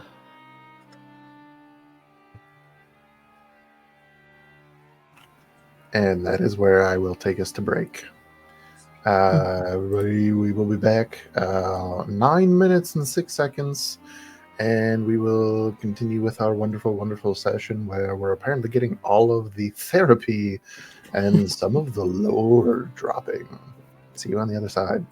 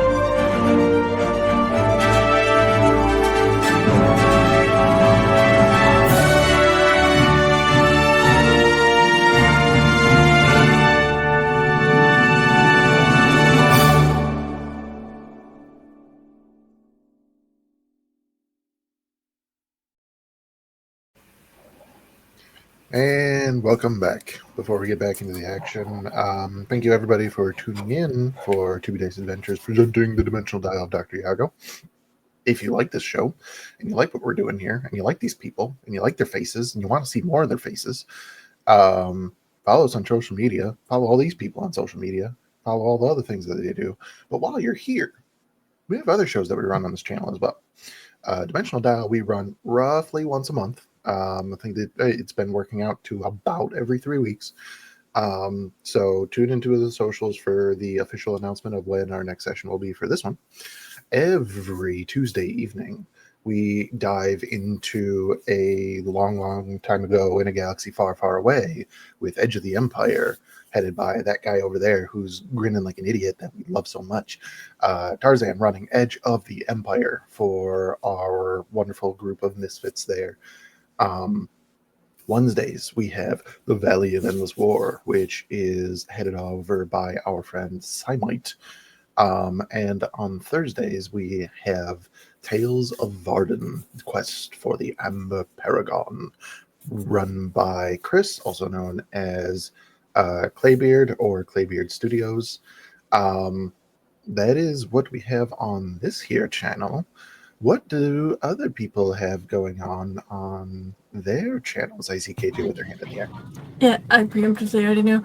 The other game that I stream and I'm a part of is on the Twitch channel of Lichen and Moss, the campaign of Brass and Briar, which is a homebrew Humblewood-inspired adventure where we all play little critters. You'll see me playing as a ferret circus acrobat who's slowly learning how to trust people. It's great. We love him. Which is DM'd by my good friend Zatara, who you can find on Twitch at Zatara's Tavern, and I play alongside Ruby Griffiths, Ellen Motion, Scree the Rat, and then me, which is KJ. That cosplay. We all play little critters. It's great. It's wholesome. It's every other Sunday at... What time do we play? 10 a.m., but it really ends up being closer to 10:30. We love them. It's great.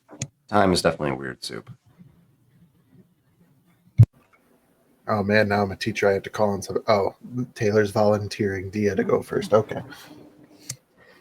Also on Sundays, you can catch me over at the Tipsy Tiger, also known as Justin's channel. 4 p.m. CST on Sundays, we are currently playing our high-level campaign. That is All's Fair in Love and War, which is a war between the Celestials and the Infernal troops. We, the elites of the Celestial Army, are currently in the midst of, I believe, a huge boss fight coming up or something like that. We were told to have our backup characters up already. Anyways, I play Vengeance, who is literally the spirit of vengeance, who is currently possessing our rogue party member. So yes, he is wonderful. He's a Hexblade Paladin of Vengeance, for obvious reasons. But yeah, catch us on Tipsy Tiger's channel on Sundays at 4 p.m. CST.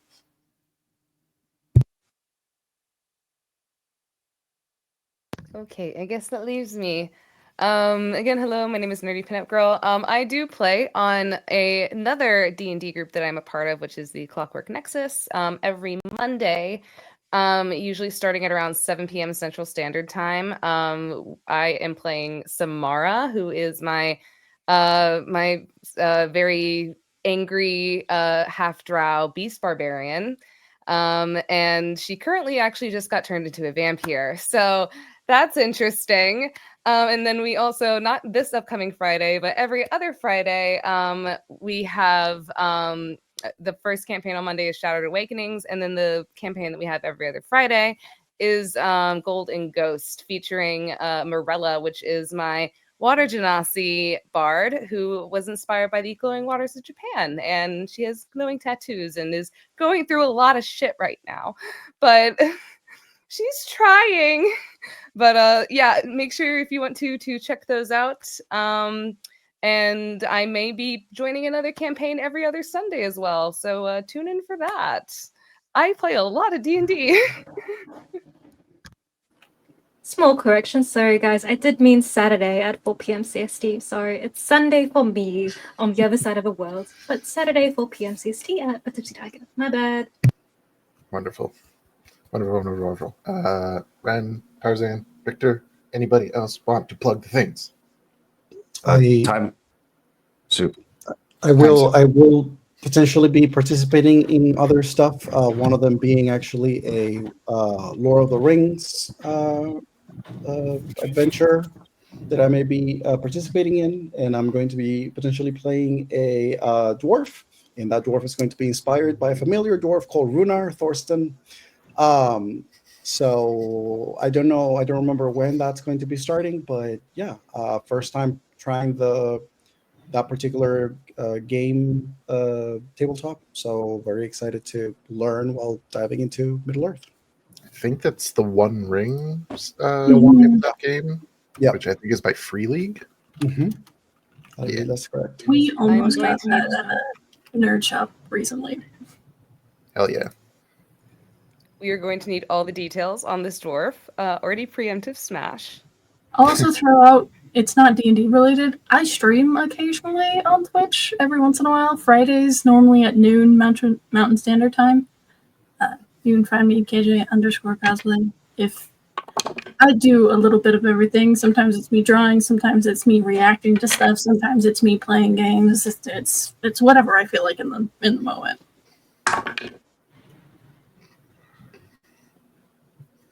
I just run Star Wars games. And we love you for it, Tarzan. We love you for it. Ren, do you have anything to plug, or is it my turn? So I want to go last. Your turn. Okay. Of course, I put a Reese's Animal Cracker in my mouth. I am not going to go in depth on all of them because I'm in a lot of projects. TTRPGs is kind of what I'm doing now. Mostly here, 2B Dice Adventures. I am one of 120 players involved in Castleton, which streams on Winter's Tales Twitch. It's so good, you guys. Go watch it. It's so amazing. good. We're in the It's so end good. game, so I think that there's only 2 episodes left. So this coming Saturday, and then next Saturday, and then Castleton is done. Also, if you want to support AJ, who it runs Winter's Tales, Castleton was such a success. She is trying to turn the world of Castleton into a setting book. So that is currently what all donations and stuff are going towards, which is going to be amazing. So All hell I'm yeah. saying, when Castleton was just starting, Matt messaged me because I had talked I about needed how help. I'm super into like Regency era like times and romance and all that stuff. I watched so many shows with it, and he was like, "Help!" And I literally created a doc with like terms and activities and things that were common in that era for him to use, and I was theorizing with him until I dropped off. I have caught more up recently. I need to finish more of it, but like it's so good. Go watch it. We'll talk about that afterwards, but I did have that document up on every single recording that I had for the first part. It wasn't very much so relevant in the second part because I just got to be an asshole for a lot of it, but that's cool. Also using that, I ended up teaching a lot of other people certain things because I thought that I was the one who didn't know. No, so very much so. Thank you there. So yes, Castleton on Winter's Tales. I am also part of Mr. Dandy DM's Odromiaverse, along with that guy down there. We are both original members of the Survivors of Ashkaleen. You're going to start seeing this face soon on Shadows of Ashkaleen as those episodes start getting released because of big teleportation things that ended up happening, and it's fine. I am also involved with Somebody's Heroes, which is a podcast that you can find on Spotify, Apple Podcast, all the different places. I am also a part of a stream game that they do every other Saturday called Goblins of Nixlara, where I get to be a little goblin version of Gordon Ramsay. Literally streamed yesterday. He died, but now he's being piloted by an elective hour, so we get to figure that out next time. Also on that channel, since this is the month, on the 16th of this month, I'm going to be running a Battle of the Bards one shot on their stream for them for a couple people like that guy down there. I just can't get away from Victor. I love the guy. But yeah, nice little like Battle of the Band style thing. Everybody's playing bards and going to be a wonderful good time. Also, yeah, that's all the things that I'm in that are actually playing. So everything else is either in planning or record or still in the recording stage. So hell yeah, that's where I'm at. Who wants to roll some dice? Let's die. Yay. Beautiful. I want to Yes. see the results of the identify. Tell us what the fuck is going on, I please. do Thank too. you. Identify's one of the only Play spells I again. don't have that I wish I did. Let's push play again on our not background beautiful. music called Drama in the Desert. Ooh. We turn back to Barrow and Feyruz, where Feyruz cast Identify. And then we had a bunch of little messages. So, Dia, the ball is in your proverbial court if you would like to begin. Feyre's casts Identify, which you've seen before when she and Petrichor were going through the items in the hoard that was left. This time she casts it, and there is only the faintest furrow of her brow as information begins to enter her mind. And as it continues to do so, a shift in the air, a wayward breeze, begins to rumble wind chimes on several of the arched doorways, or archways really, throughout this room. It continues until the rumble extends to the floors, and it's as if someone has picked up a bottle and begun shaking it, a tremor of an earthquake, until the magic subsides. Her face is calm, but the weight of her gaze is fixed on Barrow, eyes meeting his own unseeing ones, as she speaks in Orin, which before I'm not sure if he could understand, but now he certainly can. And she says, "Air is a fickle element, isn't it? Its wind can be a summer breeze that dances through the chimes, the upward drafts that supports our sky sails. Or it can be the gale force that pushes you off the edge of a precipice. If you continue to wield this blade, you will be the one who falls, and that is a precipice from which you will find no way to claw out of. Not this time. Not unless you release that which put you there to begin with." And one of her hands with silver rings points at the heft of a blade that she has now released. This blade is the wind vein, capable of great and terrible things. It contains the spark of His Highness Yansi Bin, Prince of Evil Air.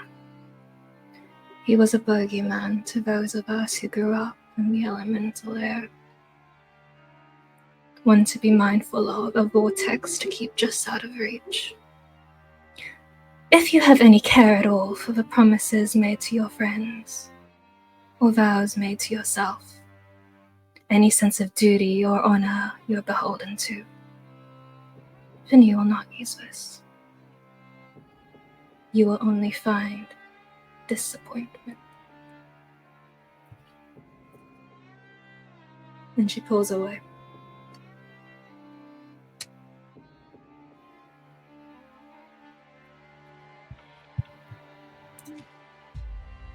So I ask you again, how do you feel?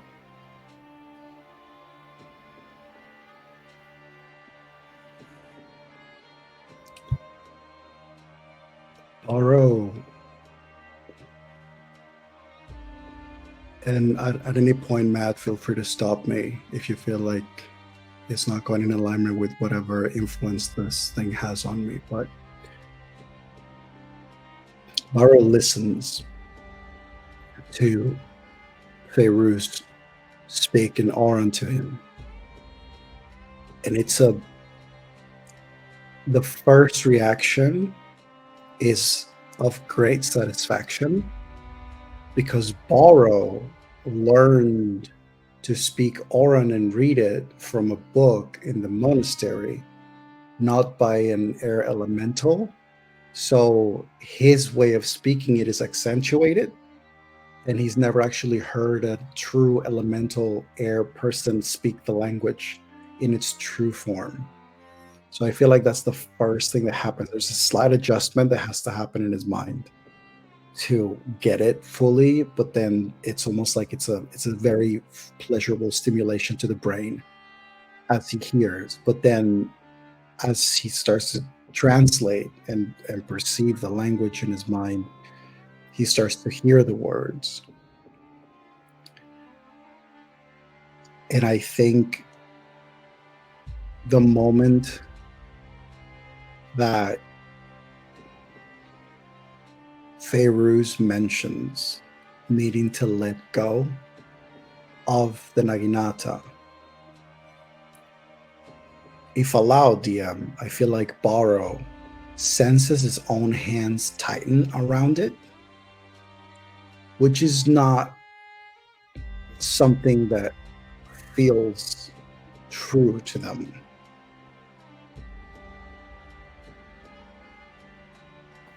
However, they still have the, capable of great and terrible things, so it can be great. So it doesn't need to be terrible in the right hands. My hands may be the right hands.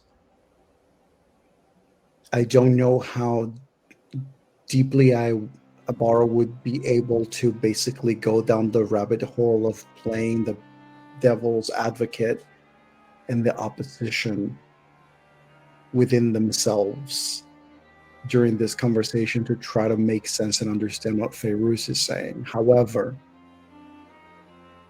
when you mentioned that this Naginata belongs to an air elemental that apparently was of evil air, the first thought that crosses Baro's mind is what was written on the note left where the Naginata was found, of Landrus's words saying, "I'm sorry."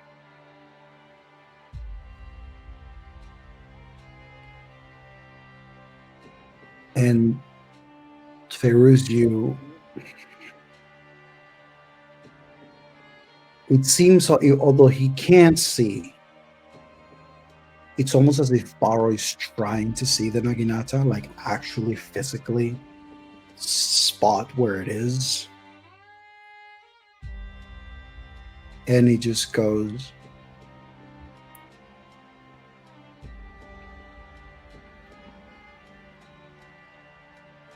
"Do you think I could speak to them, this evil air thing?"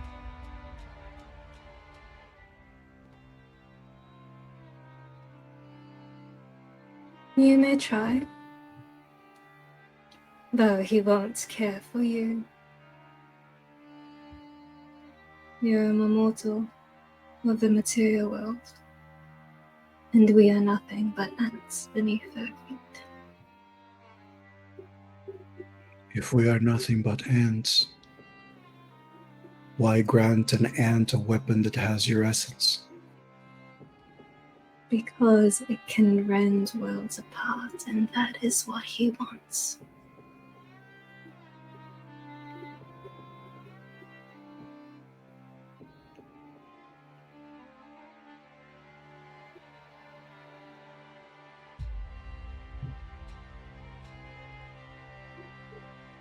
Then perhaps Baro tells the Naginata, holding it close to their face, And he just tilts his head as if he's speaking to it.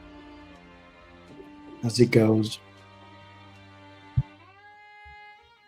if that is indeed the desire of this being, you better address it so to me, for I have no issue just staying here and leaving this blade and its desire stuck in stillness. I have plenty of patience.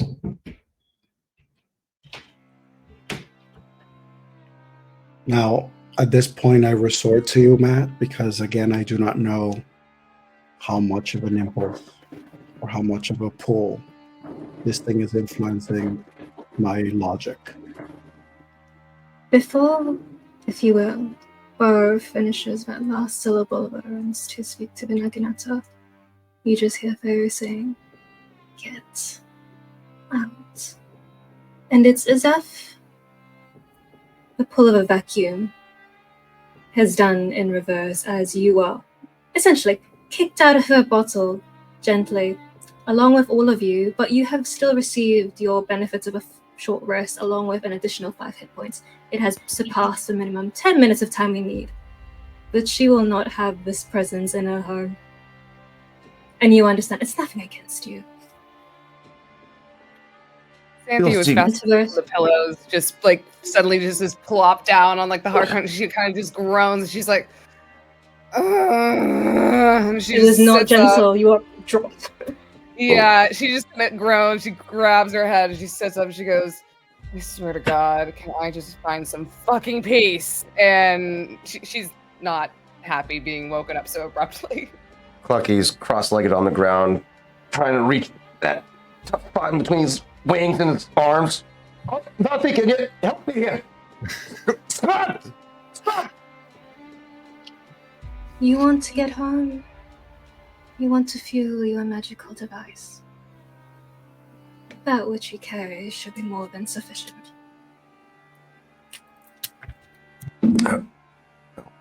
Back out.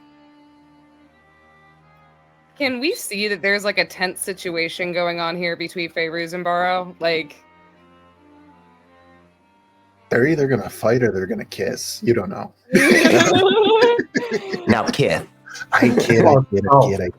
Xanthi, like, is it obvious? I'm gonna ask Fairuz and Burrow. Like, is there tension? Like, given the fact that we have a monk of the way of air wielding a significant artifact tied to the elemental plane of air, and then a, let's not sugarcoat it, very powerful air genasi who has abilities given to them by a Dao, which is a strong Jinn. Quite literally, there is a vibration in the floor between them, and the air is hot. Xanthi, upon just sensing this tension, part of her is like, should I say something? But then the other part of her is like, I need to say something because this is not normal. This is not normal whatsoever. Xanthi doesn't like change.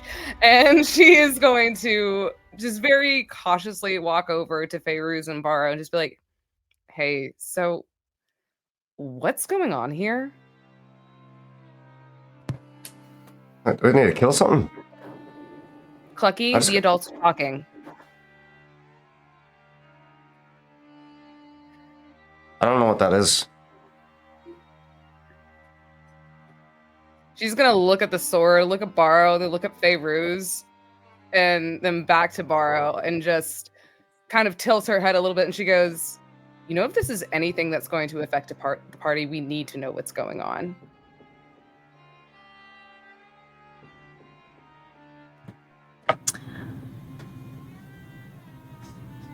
From where Petrichor is, Petrichor's not saying anything.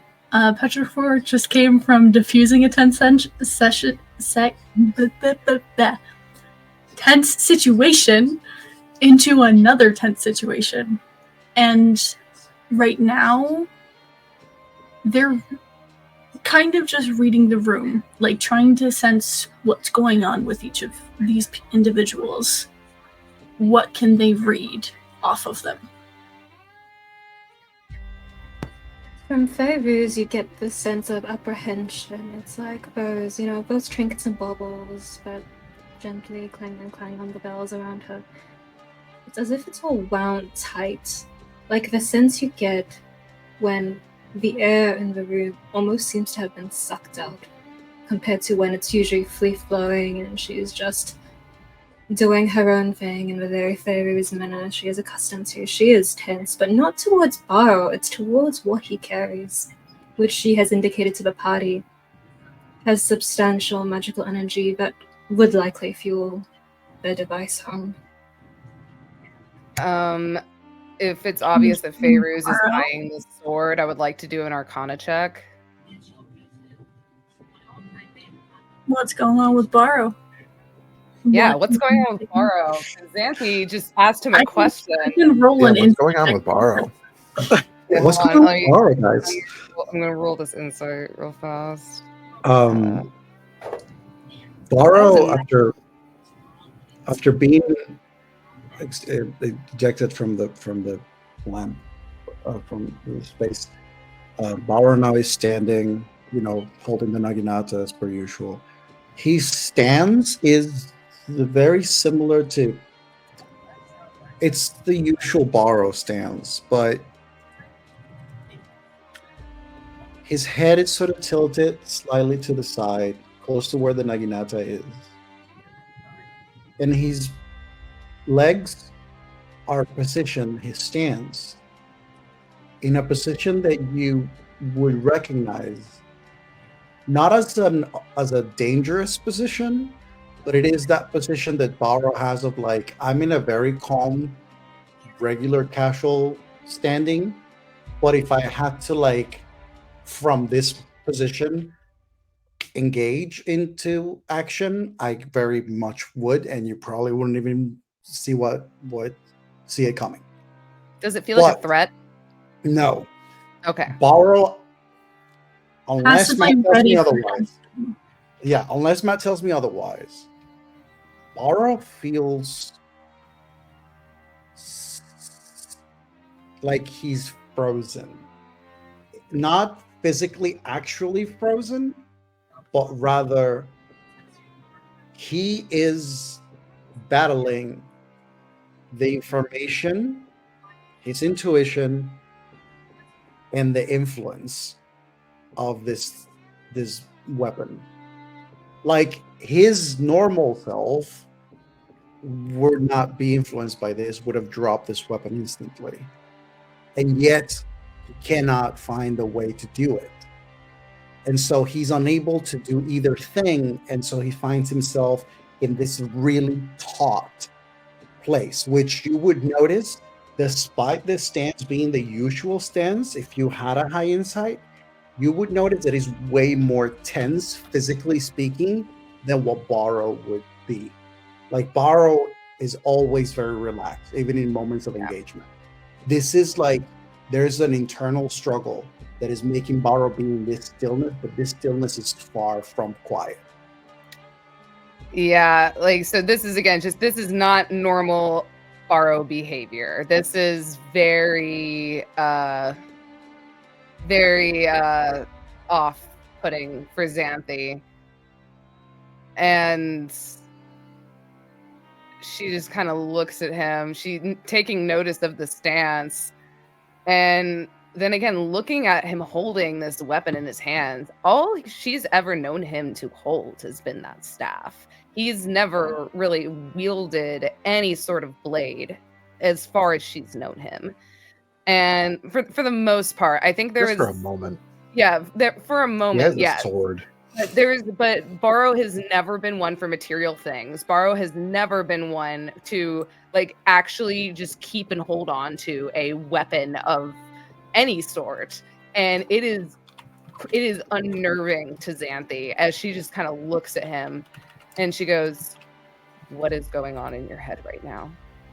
This is not you, Borrow.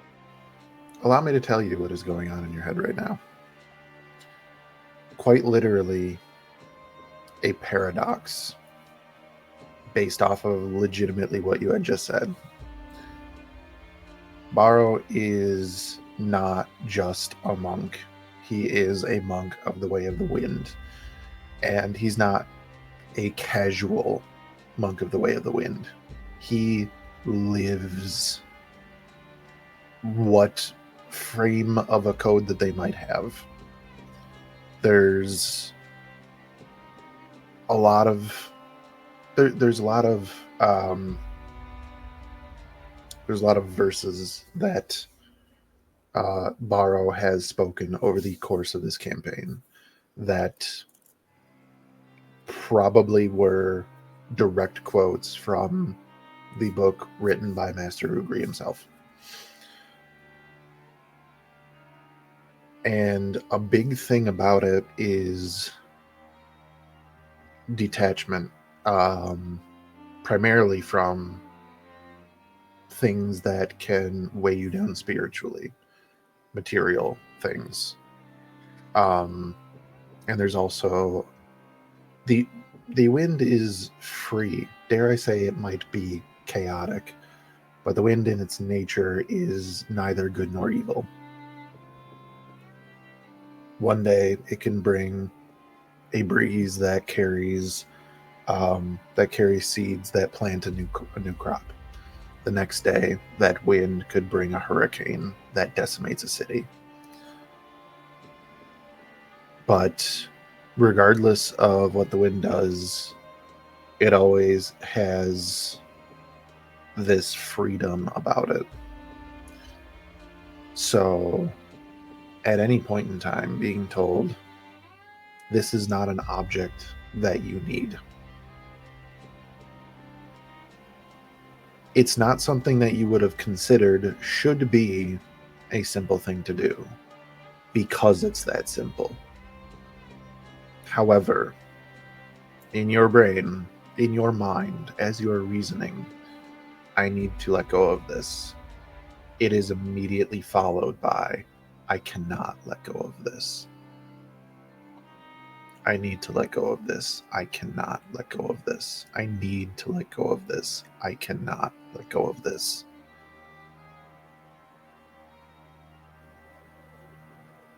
And Borrow's wisdom is high enough to recognize, number one, that this is wrong. And number two, that he cannot make it stop.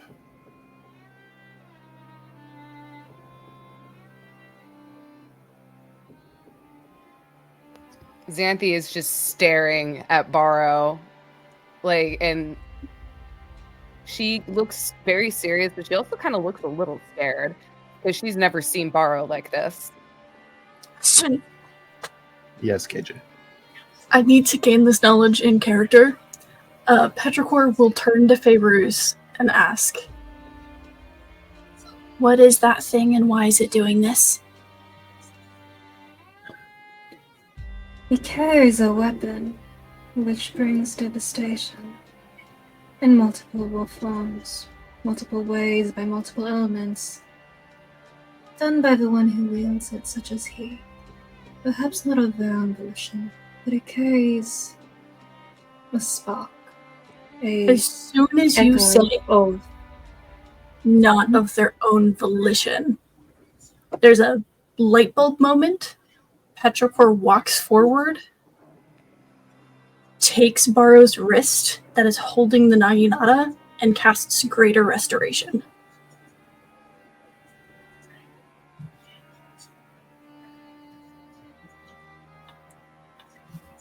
Which I can read for you if you would like. It's probably quicker than me pulling it up. One. Sorry, you go first and then I'll go second. There's something I need to add to that. The specific thing that I'm looking at that it can do is one curse, including the target's attunement to a cursed magic item, is gone.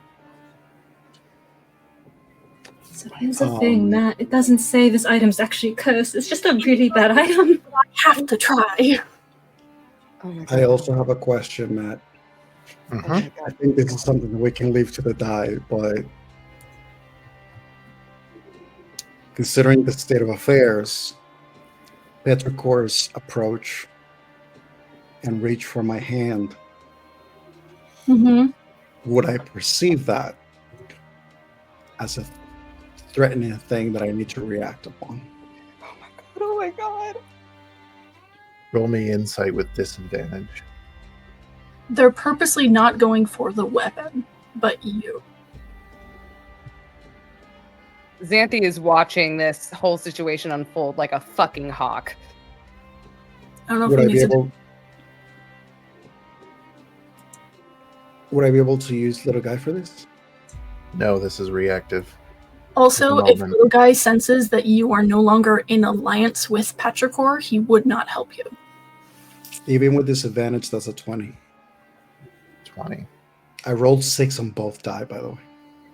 God damn. Fucking A.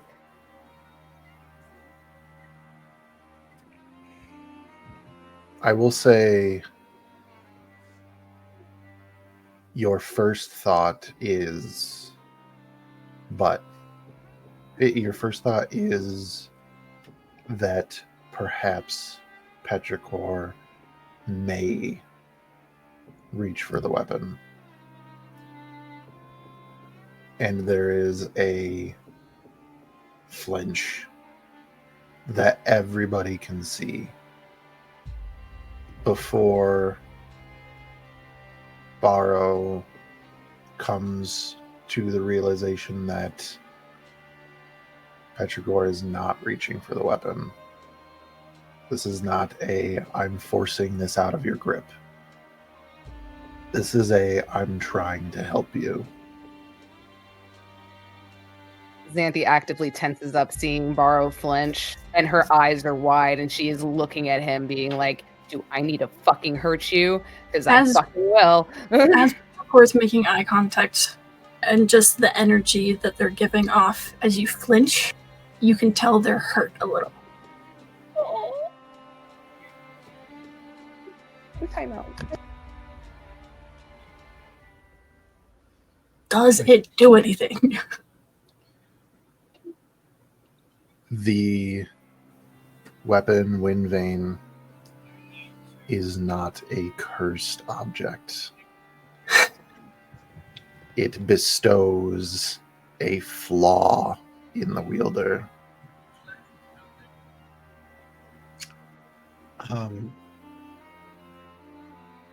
Petrichor, Barrow's head tilts your direction. And you can see that there's he's hurt by the fact that his body reacted as it did. Like the idea of him feeling as though he could have potentially chosen to defend himself against you, against his will, is really weighing on him. And you hear him say,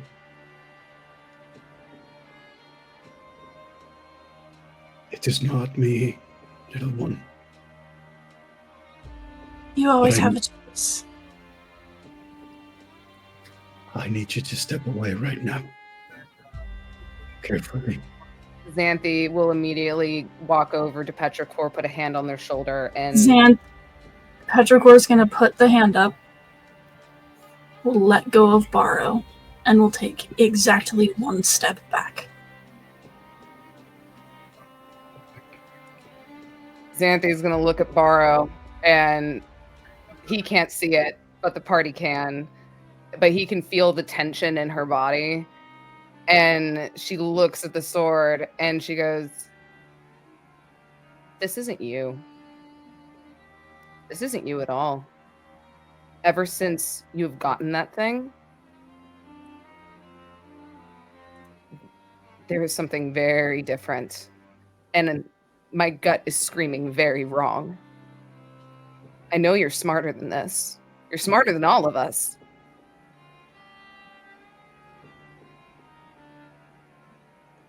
What are you going to do about this?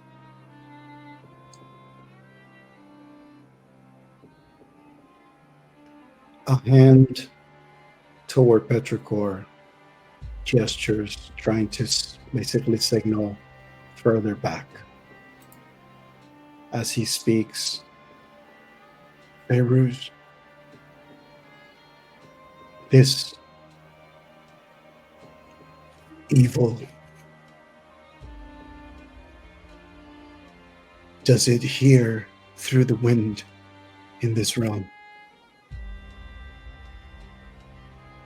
Matt, I imagine yes. If a piece of him is in the weapon itself. What say, DM? I already had a better answer. Proceed. In this moment, Barrow, you've been told what it is that you hold. And you've had this reaction to, of all people, Petrichor.